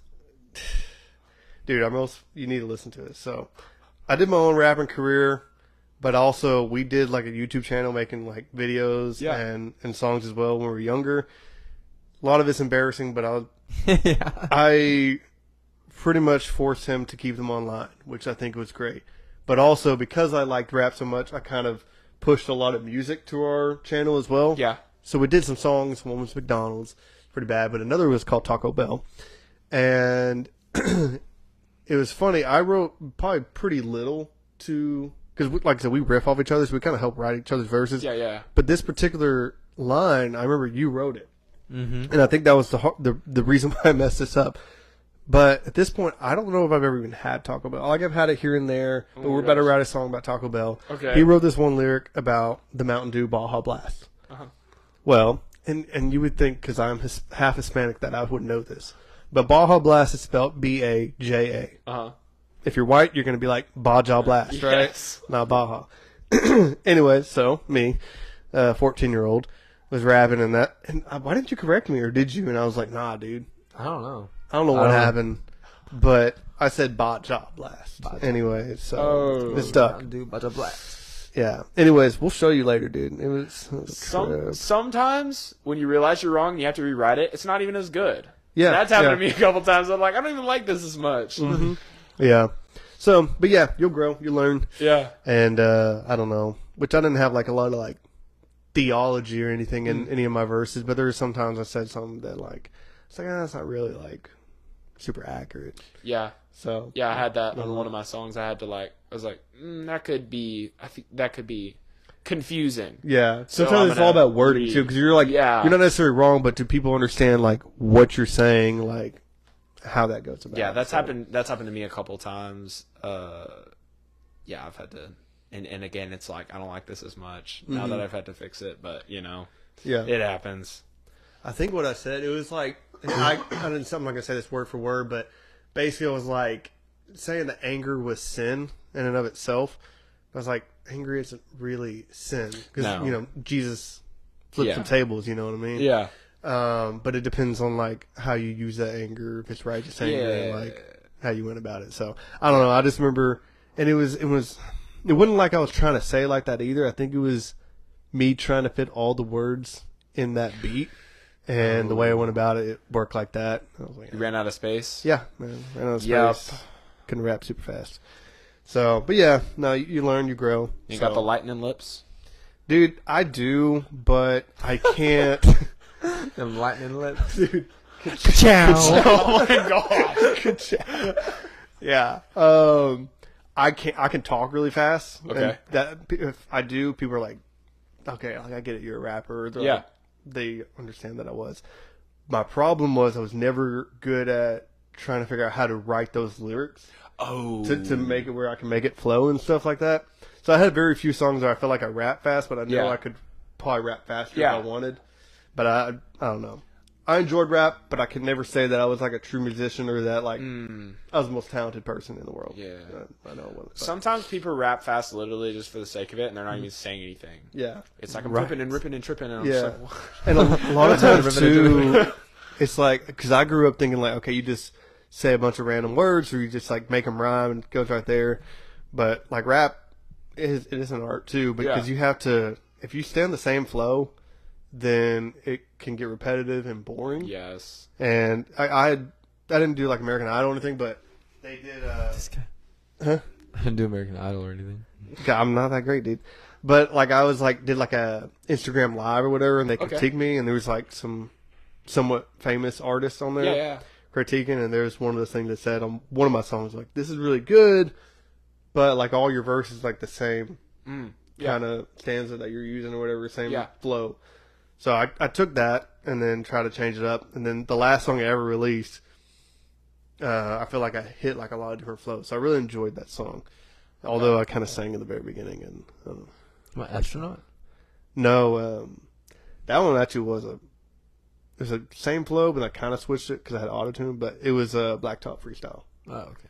Yeah, that one's kind of like What's your rapper name so I can find this? Mr. RG, Mr. RG. Okay. Mr.RG. Okay. YouTube, Apple Music, Spotify, Yes, sir. all the good stuff. So the music videos, like I said, the last one's probably the better one.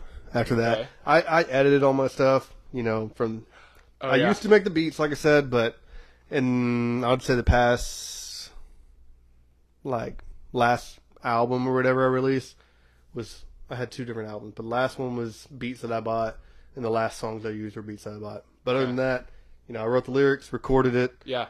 Not a professional at editing Mixing the and vocals, stuff. mixing. And then we did the music video was normally shot on the iPhone. The last one was shot on the camera, but I did like the lip sync into it. Yeah. So it's not as great. Could have been Yeah. better, but it is what it is. I got better Yeah. at mixing towards the end. That's the way I feel about the song I just released. I'm like trying to get it remixed before the concert because you probably noticed that it's super quiet. Mm-hmm. Did you have to like crank your speakers to listen to it? I didn't feel like I actually think I had had to, and that was Okay. something that we struggled with too when I was first releasing stuff to like iTunes. Is it sound great Yeah. here? Yeah. And I'd send that track to my phone, play it on my car, and it was good. But as soon as you render it and send it out, like that makes it super quiet. So I used a program that I was releasing everything, and it would Yeah. do a final mix. Like you can Okay. do normal mix, and then it would do like Yeah. a studio mix for you. But it can also turn the volume up. Yeah. And so I did that on every track, and it normally leveled it out. Yeah. So So basically, it's what did that was a mixing technique that I didn't know. It's a very long and laborious mixing technique. I have to Oh, go really? into, I have to go into every single track and edit like every waveform. like every individual recording track you Yes. use. Well, everyone that isn't MIDI, everything Okay. that's like real recording. Yeah. So okay, I got you. So yeah, annoying. Do you record anything MIDI? I do. I record a lot of stuff MIDI because it's so easy to I am move. so confused right now. What does MIDI mean? Well, as far as from what I know, like this would be MIDI, correct? I mean, Yep. because it plugs straight in. It's electronic. But like, so if you Yeah. plug in your guitar straight in to like not an amp, but into like a Okay. mixer or whatever, that wouldn't be correct. No, so what MIDI is it's not actually any sound at all. What you're sending in is simply computer data. Okay. It's literally recording like when you pressed a key or when you hit a pad. And so what that Translating allows it to the sound. Yes, it's and what hopefully you hitting. can do is you can put any sound on that. And if you mess it up and it's off time, you can slide it. If you hit the wrong note, you can delete the note or add a note you forgot to play. So anytime you have an instrument that sounds good enough, some of the digital instruments are not good at all. But if you have an instrument that does sound good, use it because it's just easier. You don't have to do the 12 takes and then go through each one and pick the right parts and all that stuff. Yeah. So I do as much of that as I can. Yeah. So what do you normally use that is like that? Because from what I've listened to, everything seems like just kind of acoustic, like your Yes. guitar plugged in and stuff. So my album was all literally just me and my guitar. That's why it was a demo album. Right. Yeah. But when I released Perfection again this year, it was in basically my home studio setup. And I've got something like that, only it's bigger. I got my church gave it to me because he was into recording and he had a much nicer one and he wasn't using it. Yeah. I didn't realize how vital it was going to be until I actually started using it, and I was like, wow, this is crazy. Yeah. But like my sound booth is like made up of 3 mattresses and an inflatable couch and endless pillows and stuffed animals because I'm literally just trying to deaden sound any way I can. And I just bought a new mic, but before that I was just using like the lowest industry standard mic you could get. And it makes it. You would not think it makes it different, but man, it makes a difference. It does. So that mic This right one? there is an AT2020. I have an AT4040, which I don't know if does that one use phantom power? Mm-hmm. Okay. I've never heard of the 2020, so I'm not sure what it's supposed to do. But when I switched from, I don't know if you know of it, SM57, it's a really small mic. They use it to like record amps and stuff. Anyway, when I switched to that one, it's a dynamic mic. Yeah. It's not even a condenser. Yeah. So when I switched, it was like night and day. Huh. And there was no going back at that point. It's like, I can't. You only use that if you think you're going to explode your microphone. Because you can't actually blow these up. Dynamic mics, you can't. Really. But Because of the phantom power? Or? they're just more delicate. They catch more sound. So, yeah. Which makes them sound better. Yeah. But if you put too much sound, they will explode. So that was one thing when we first started the podcast was like the standard podcast microphones, the Suri whatever. Oh, yeah, sure. I don't know. No. Yeah, it's sure. Sure. It's kind of like Baja Blast. Understand? Hey, that's just fine. But they're like $400, you know. Yes. And you know what these are? Like $20 each. Really? Crazy. Not that Really? one. That one might have Okay. been more like 70. Yeah, my parents got me this for Christmas one year. Okay. When we started the podcast. Okay, that makes sense. But it was because, we had a different setup, a different board. We had like a very, very cheap way of like our very first podcast, probably first 2 before we got all this, was very bad. Very brutal to watch. Yeah. Don't go watch that one. But so I think the reason why you got a new mic was like yours just felt like it wasn't working. Yeah. And then we finally got it all fixed. Well, now that one works. Actually, that's your old one right there. Yeah. And then we bought an extra one for like we had another guest, which is that one. Yeah. And I think we have another one actually. But we've only had I think 2 guests at a time at most. That's what the couch is kind of for now. Remember that one time we had Oh my goodness, Emma, Creighton. Creighton, and Emily? That was our Christmas special. That Was was it just too two? much. Was it just 3? Yeah, I guess so. And Jesse, And Jesse, yeah. 4 people. it was a lot. So, We all sharing mics? Yes. Oh, which was man. really tough too because, like then too, you had to be like I just like being close to the mic like this. Yeah. But like you had to be pretty close. You had to be really loud if you were talking. So them sharing was kind of weird. Thankfully, like me and my wife, we could share and be close and it's fine. And then there's another couple there. Yeah. And then Steven, I think you had to share with my sister or Yeah, I something. did. So that was a little awkward. There's just like a lot of passing back and forth. Yeah. I So want this right quick. Oh, and so we also have struggled with. hear that little sound. Oh yeah. So that's why I take this one. So this is new. Oh. The whole arm mount's all new. That's Yeah. why I just taped it. So now it'll Okay. help with the sound. So I think Yeah. what I'm going to do, and you can do whatever you want, but I'm probably going to buy another one for me. Be more comfortable. Yeah. I like that setup a lot better. So Yeah, that's funny because that's what this is supposed to prevent. The shock mount, that's what it's supposed to stop, is when you touch the mic stand, it's supposed to keep it from I don't know why it's not. yeah. Anyway, Yeah. Maybe because the mic itself was $20 on Amazon. It's a good chance. it might be. Honestly, very, they're fine, very though, good Yeah, investment. it's good. It had like the muffle and Yeah, it whatever. had, like, Oh cover. yeah. We took them off because they keep on like Always in the falling, way and- always in the way. Couldn't even But- tell what they Yeah. were doing, to be honest. I was hoping it would kind of help my lisp. It didn't, so I just took it out. Yeah, all it's All supposed right. to do is stop if you go Yeah, into the mic. That's all it's supposed to do. yeah. So I try not to beatbox too much.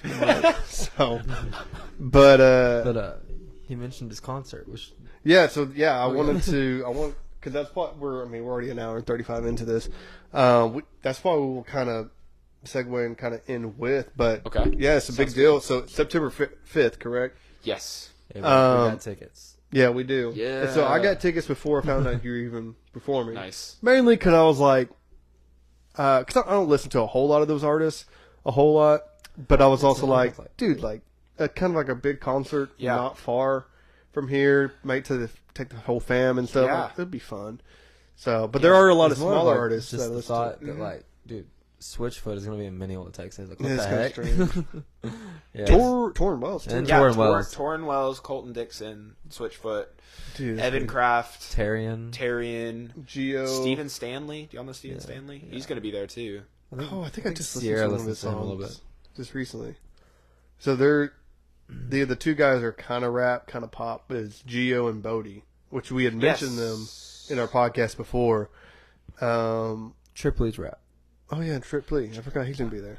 But so I've been listening to a lot of them a lot here recently. So they're not that bad. They're a lot smaller artists as well. But Yeah. I think it'd be neat. So Yeah. I messaged you to be in the podcast, but I also had messaged both of them because I knew they were a little bit smaller too. Geo and Bodie. Nice. Nothing. Of course, you'd start trying to message a little bit more famous people. Yeah. They have a lot more blocks and stuff too, so I don't think they Yeah. had it. But if you meet those dudes, let them know. Okay. So, hey, dude, drive about 10 minutes north from here, and they're ready. They're ready for the podcast. They're already set up. Let's go. Yeah. So we're doing a Road to Rock the Pines podcast series. They gotta come. Be Which on I it. thought would be cool. I think it'd be really cool. And hopefully this will be a good little promotion, too, Yeah. for you. Did you DM Um, Tripley? No, Triple. Well, he is from Dallas, huh? Do y'all know, I don't know, do y'all know Jet Trouble? I don't know. Yeah. him. Dude, I just forgot know he was that gonna be there, He's too. going to be there too. Yeah. He's one of I the like Jet Trouble. smaller artists who's really big and upcoming right now that's going to be there, which is going to be really neat. So, Did you DM Jet Trouble? no, dude. Listen, I can't do all the marketing for us. Oh. I need you to step it up. I probably should have done was sent that message to chat first and say, hey, make this professional, and then send it, and they probably would have been like, yeah, okay, cool, let's do it. So, my gosh. that's on me. I'm sorry. Oh my god. Yeah, I forgot Jet Trouble's going to be there. So, are you going to be able to meet them and stuff, you think? I don't know. So my family, we know the guy who's putting it on. Do you know Honor Coffee in Winsboro and Quitman? Yeah, Quitman, and Winsboro. He owns both of them. His name's Jonathan Henry. He's actually a Christian rapper. His name's Really? Henry. Yeah, HNRY. He hasn't done. That sounds so He familiar. did a song with Tadashi. What? That's I crazy. think it was Fear Be Quiet. I think was the name of it. This guy. I've seen him before. Fear Be Quiet featuring Tadashi. Very interesting. I've talked to this guy. That's- I need to... He's got a song with Peabod. Interesting. That's, So did not know. If you have Interesting. a Road to Rock the Pines, he might be a person you could talk to. I will say, Dude, you should Mr. be RG out of retirement. That's crazy. Shut up, Might bro. just. We're talking about the podcast. that's not. Yeah, That's gonna give me a He would spot. be a rapper, a Rock the Pines person, and a small business owner, local business owner. hey, there you That'd be go. good. There you That'd be go. And that's something we're trying to slowly move up the ladder and get, Yeah, a little bit more popular or or like he said, a small business and stuff like that. Yeah, hoping yeah, to kind of yeah. promote some people and promote us as well. But anyways, back to what you were saying. Yes. Did not know that. That's very, Maybe very interesting. we'll have some on our coffee here if he's here. Yeah, get promoted. It's so weird because we know a girl that goes to our church who works there, and she has never once mentioned that. So, which is funny because I was like, Yeah. hey, like they play Christian music here and stuff. She's like, yeah, I think the owner might be like Christian and stuff. But she didn't say like, yeah, he's a Christian or he's a Christian rapper. Yeah, well, he doesn't. I mean, if you talk to him, like he'll tell you about it, but he's not like wears a shirt that's like I'm a rapper. Yeah, like not super open about it. Well, he was really He has a shirt nice. like that. You have an I'm a rapper shirt. I don't know. I do have shirts. I did have shirts that had like my logo or like nice. like a No, song I or something. just thought it Nice. was funny. Nice. Well, okay, yeah. So if you get to talk to him, he's really nice, and like he likes talking to people, and so like he'll tell you about it. But his family, his dad, and him were both into promoting Christian artists, and so that's how this festival is like kind of started. There's no Christian music festivals in Texas right now. There's zero, none anywhere. This is the only Christian music festival in Texas. There used to be. As of right now, that there one that we used to be. go Celebrate Freedom? Celebrate Freedom was But they Yeah. stopped. They did. COVID, I think, killed all of them. And that's it. It was right before COVID was the last one we went to in Tyler with Dang Lecrae and Newsboys. What was that one? That was called like what was that one called? Harvest There's Rock the Fest, Desert, something? I think. No, was Harvest one of them. Fest is like in Dallas. What was it called? That's where old Greg Laurie goes. He was like I think he's Do you? I don't know if you went to that concert. There's a concert in like 2019 in Tyler. One night was Lecrae and Newsboys. no, it's when? Lecrae and We Neil, don't talk about the Newsboys. Neil McCoy opened up for Lecrae. Yeah, Crazy. And then the night before, the night sing after Michael was Jackson song. yeah. And the night before or after was Newsboys and somebody else. I can't remember, but it was like all the Newsboys, like the old Newsboys too. Okay. So it's very interesting. So I don't know if you had gone to that or not, but that was No, I probably the didn't. last festival concert I was Okay. going to in Texas. The very first Christian concert I went to was, I think, in 2021, and it was a Phil Wickham concert. That was your first concert? Yeah, it was. Christian concert? It was Phil Wickham, Josh Baldwin, and Kim Walker Smith. And that Don't know them concert blew me away. I was hooked on Christian concerts because it was basically a worship service on steroids, and I was Yeah. like, "This is the best thing ever." Yeah. And so since then, I've seen Phil Wickham again and stuff, and it's been really good. I don't really listen to Phil Wickham's new stuff. I feel like he's kind of gotten a little cookie cutter. Yeah. But yeah. So in 2019, I hadn't never really been to gone on one. No, I'd never been to one. Man, deprived I from know. amazing. Man, I'd already seen Toby Mac probably 8 times. yeah, just Toby in- Mac is great. in Hot It's Springs. live. I saw yeah. a Toby Mac concert. He's still one of the best performers that there is. In I Dallas? think. Really good. Yeah. No, we saw him in Tyler at The Oil Palace. Was it the Oil Palace? Wasn't the Oil Palace? What's the big church there?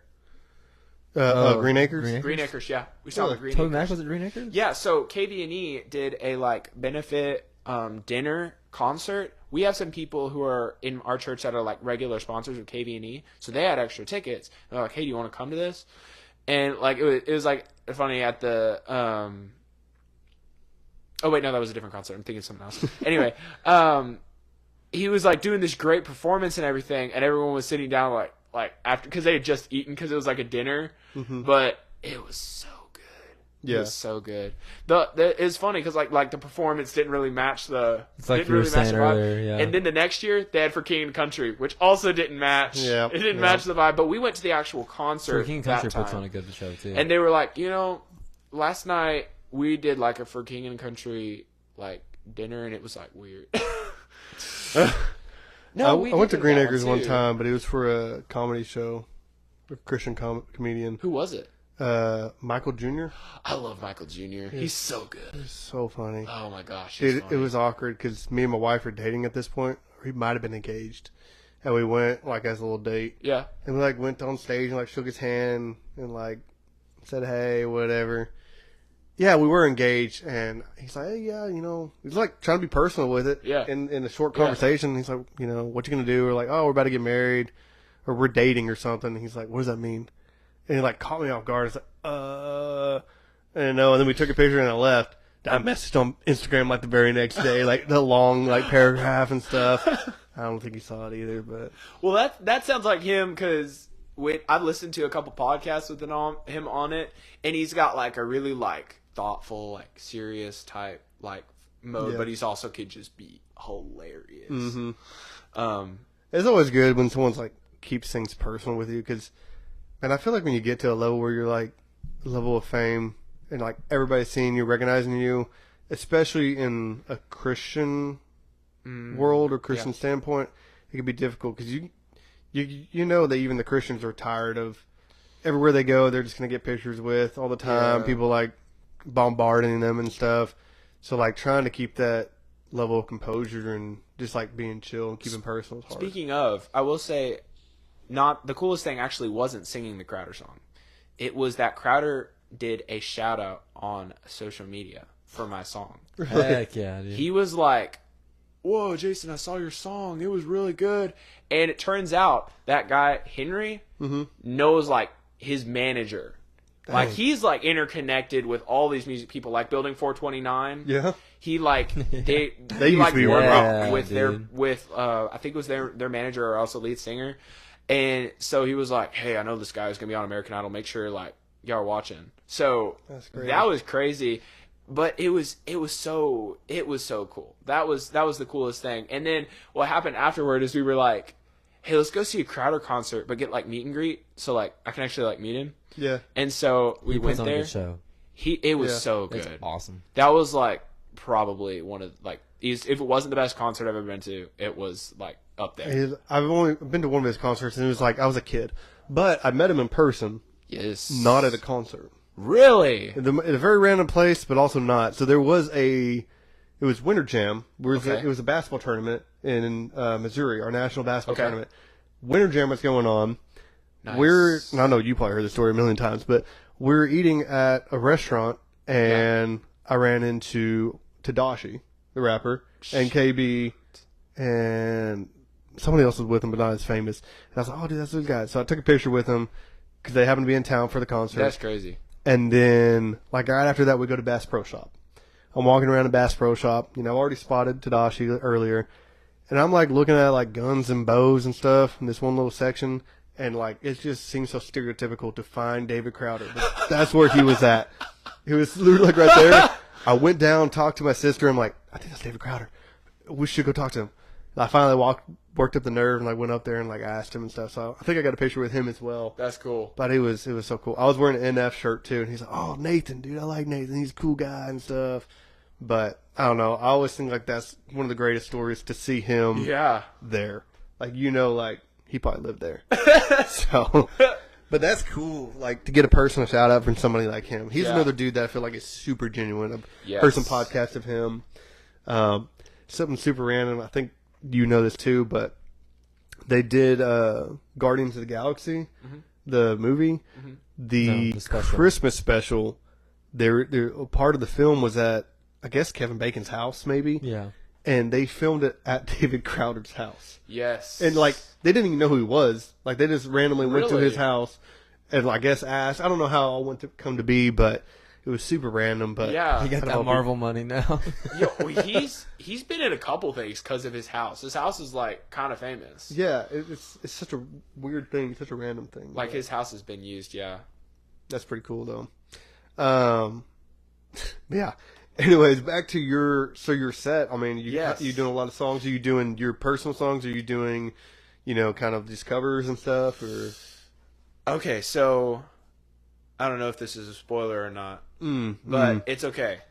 We're saving it for the podcast. all Okay. right? What goes on the podcast stays on the podcast. That's right. and So- then it gets released next week. No, this is perfectly fine. I was being dramatic. Anyway, I'm doing a 20-minute set. They've got 3 stages. They've got the main stage for all the main artists. Then there's the side stage and the cafe stage. And so I'm on the side stage, and so I get 20 minutes, and So I'm going to start out with On My Knees. And then I'm gonna All right. I need to Practice. Yes, I Practice. need to practice. I need to practice. This week I was literally Please practicing show me my the band, guitars and I was behind the like, couch. He was like, oh my gosh, no, I'm playing it through the couch. But anyway, I'm gonna play On My Knees, and then I'm gonna play Perfection. Okay. Yeah. Since I just released it, and then I'm gonna play All My Hope, and then I'm going to play a song that I just wrote, and I'm hoping to get released real soon, called "Why Would I Worry." It's on my social medias. I kind of released it in sections, but it's one of my favorite songs. I was actually in my hotel at American Idol, and the chorus came into my head, and I was like, that's really cool. And so I did a voice memo of it really fast, and so I got back home, and I was like, I'm gonna try to finish it. And so I did. I was like, I really like this song. Everyone, all my family really likes it. And actually, right now I've secured a spot to be on American Idol next year, to be in front of the judges. And I'm going to sing that song. I was actually writing last year while I was there. Yeah. So that's dope as heck. really cool. You should play the guitar between your legs. Oh my gosh. yeah. I think I should just throw my shoes off and play it with my feet. Dude, that'd be crazy. If you don't make it past the first round on that, dude, then, the judges don't know what's good. So, dude, that'd be cool. Nice. Well, that'd be cool, dude. How early on do you do your set? Because it's kind of like an all-day event, is it not? Yeah, so I think I'm pretty much in the middle. I think I'm pretty much in the middle of the day. So I think I'm around 2 maybe. Okay. Cool. Dude, I need to see if they're going to So have it is an all-day thing. Yeah. So I need to ask off for work. Yeah. Yeah. What time does it start? Do you know? I don't know. Probably 10 or something. I'm not sure because all the bands have to do sound checks and stuff in the mornings. So I don't know. But yeah. Yeah, I need to. Maybe they'll probably release a schedule on how it's going to go, but so I want to make sure I'm there for that. Yeah. And it's been kicked around that they might do something the day before as well. So they might. That's what I was wondering, actually. So on that Friday night or something. Yeah. That's when Skillet's going to be there. I keep hearing that Skillet is secretly involved, but I don't know. What? That's what someone told me that, and I was really interesting. But they haven't announced it. Oh, but he was talking. He was trying to get Skillet at one point. Okay, that's what he was. Dude, if Skillet was there, it would be honestly the whole woods would probably catch on fire. But it would be pretty. The whole cool. nature preserve. Yeah, because they do the little fire flames and stuff. They'd have to change the name from Rock the Pines because all the pines are gone. yeah. The pines have officially been rocked. They've been rocked. Yeah. Dude, that would be really cool. But yeah, if they did film on Friday, it'd be interesting too. Well, I bet. As far as I know, this thing's sold out almost. So I guarantee you it happens again next year. And then the more artists that find out about it, Skillet will be there. I'm kind of interested in how they played amusement parks. Yeah. I'm guessing they're gonna put the stage at the bottom of the hill. Is my guess, and then everybody fill in. I think it's going to be off from that trail, brother, right? Isn't there an amphitheater over there? Okay, so there was... Not like where we do our church service every once in a while. No. There was a spot that they did have a theater because somebody did a concert there, but they're not doing it where they had it. Where they put that. I don't remember why. I think they wanted to have RV hookups there. Okay. I don't remember exactly where the stage is going to be. I've been shown before. I just forgot. Yeah.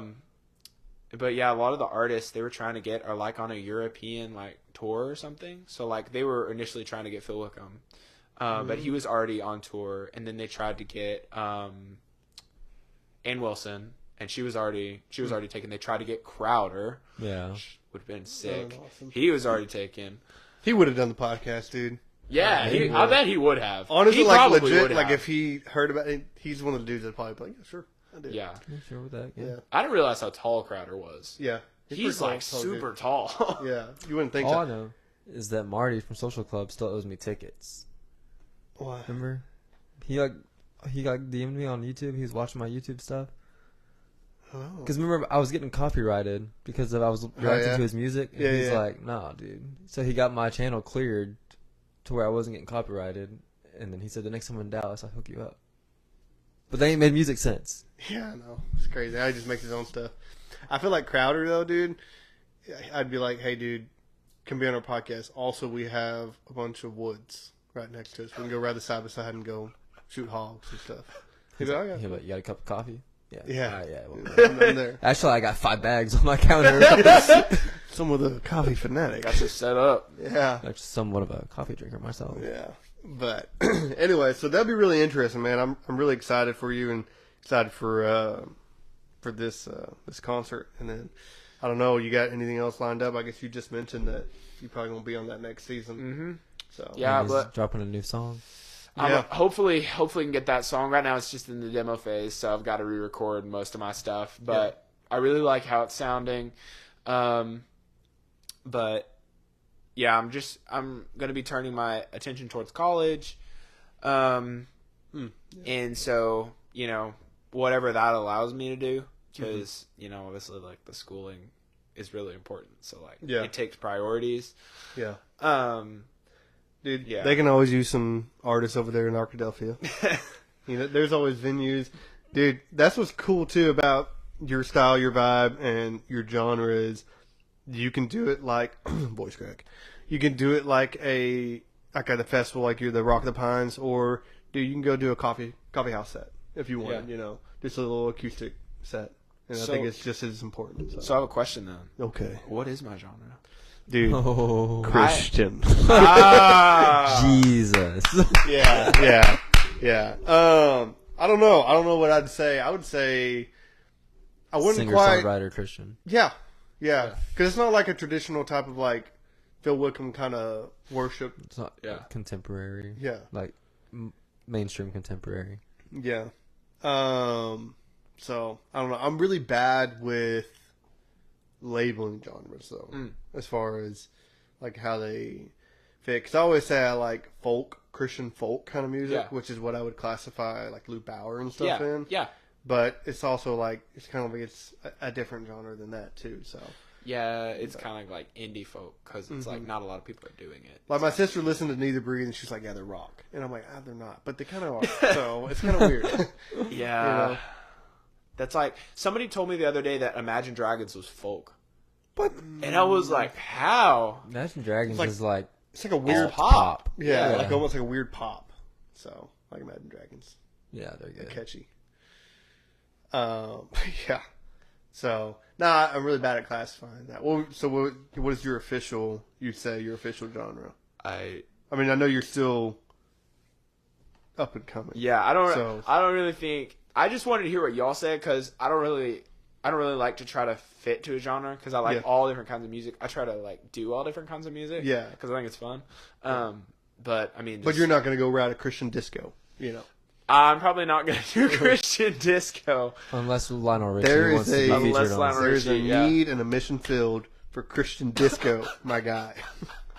You just wait one day. People are like, are there Christian even clubs? Oh my gosh! Are there even is there even like disco music, like new disco music? That's a good question. I'm sure there is, but I'm sure it's very unheard of. Yeah, like, it's a very small following. Yeah, I'd probably like you said, singer songwriter or indie. I really like indie music, and I really like recording my own stuff because I can do what I want. Yeah, and I can use whatever sounds I think that's very important too.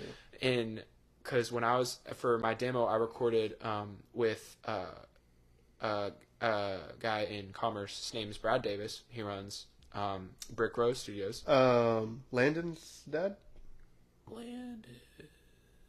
I don't. Is Brad? Is he somewhat of a rockish roll kind of vibe kind of guy? He plays a lot of bluegrass. He used to play with Billy Bob Thornton. I'm pretty sure. Did someone that used to play with chess like go to the chess organization? His wife, I think his wife like did stuff with like my mom. So I think I know who you're talking about. Yes, they were connected with chess. Yeah. Okay. Yeah. Anyway, I was recording with him in his studio, but what I found was it's hard for me to communicate ideas because I didn't really know what I was doing in the studio environment. He was trying to do his best, like trying to figure out what I was wanting, and it was hard because like I was just starting, and I was just like, I want to try to put my own hands on it. I can do what I'm thinking. And you ain't got to pay studio time. Yes, that was the other thing. I didn't have time, but he was super generous, gave us a lot of time that we didn't have to pay for. Yeah. Because he knew we were in the middle of a project. He's super, super nice guy.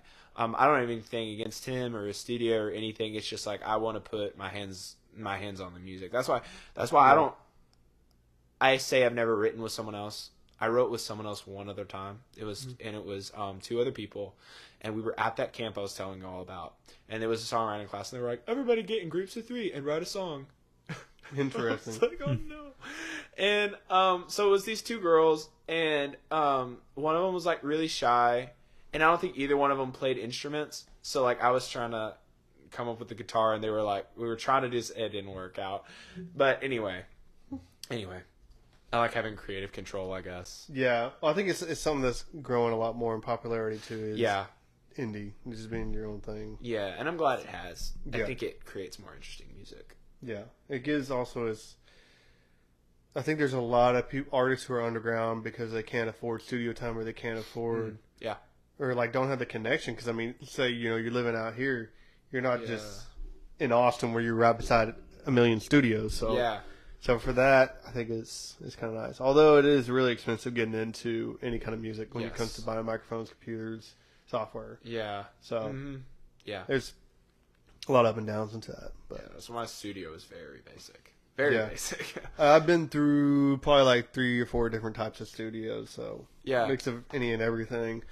The best one, dude, was in the closet, dude. I just like put my microphone took my jeans and put my jeans in a different place, put my microphone there, and then just I wanted like an eggshell thing, but I don't got one. So. Yep. Oh well. Yeah. But anyways, so dude, it was great. Great having you. Thank y'all so much for having me. This was so much fun. Yeah, getting a lot of insight on and backstory on so many things that I just didn't know, and then American Idol behind the scenes is really cool. Very interesting seeing those behind the scenes and just getting to know you and seeing your journey and where it's going to take you and stuff. Sure. And my biggest advice, and I think you already got it down, but it's mainly just when writing, just especially doing worship and stuff, or more of a not rap, but it's just keeping that just God center and the Spirit center, and just I think with you, I think it's very wise having that prayer in your heart, making sure that your lyrics are genuine. So at the end of the day, if you're just producing songs that have lyrics that are just empty words, you know what I mean? So you're telling me not to ask Chat to write a worship song? Yeah, dude, it's not. That's what we learned today. It's not the greatest idea.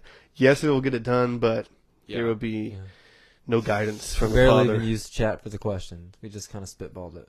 And see, Chat's great to help you out for a little bit, but at the end of the day, speak from the heart, you speak from the dome. You know what I mean? From the dome. That's how it goes. Yes, sir. So. Sorry if I went too long with all the stuff that this was just so much fun. Dude, I've never done a podcast before, so this is a lot. We have a lot of people to us every week. This is your episode, dude. A lot of people are like, I have a guy that wants to be on the podcast, and I need to get him on. So if you listen, we're going to get you there. And they just because no one's been a part of a podcast, and it's an interesting setup. We're definitely not professional in any way or form or anything, but we enjoy it. We particularly really enjoy having guests, and obviously the more interesting something like American Idol or just being in music and stuff, I think it's easy. I feel like we don't have to do a whole lot of work as far as in this interview. Just kind of ask a simple question and you just tell us what happened. So it's it's been good. On the podcast, and I don't know if you've noticed or not, at the very end we always end it by signing off. I never finished one. by titling off with our last name. So I normally like Gonzalez Galyean, and we say out. We hit our theme song. Boom, we're out. With the guests, and I forgot to tell you this, but with the guests, normally I tell everybody before is you'll start and you'll say Garner, and then I'll say Gonzalez Galyean, and we'll say out. Hit the theme. I'll turn off the mics, and we're good to go. All right. Okay. So now you know. Let me get my mics ready. Without further ado, hit us off with it. Garner. Gonzalez Galyean. Out.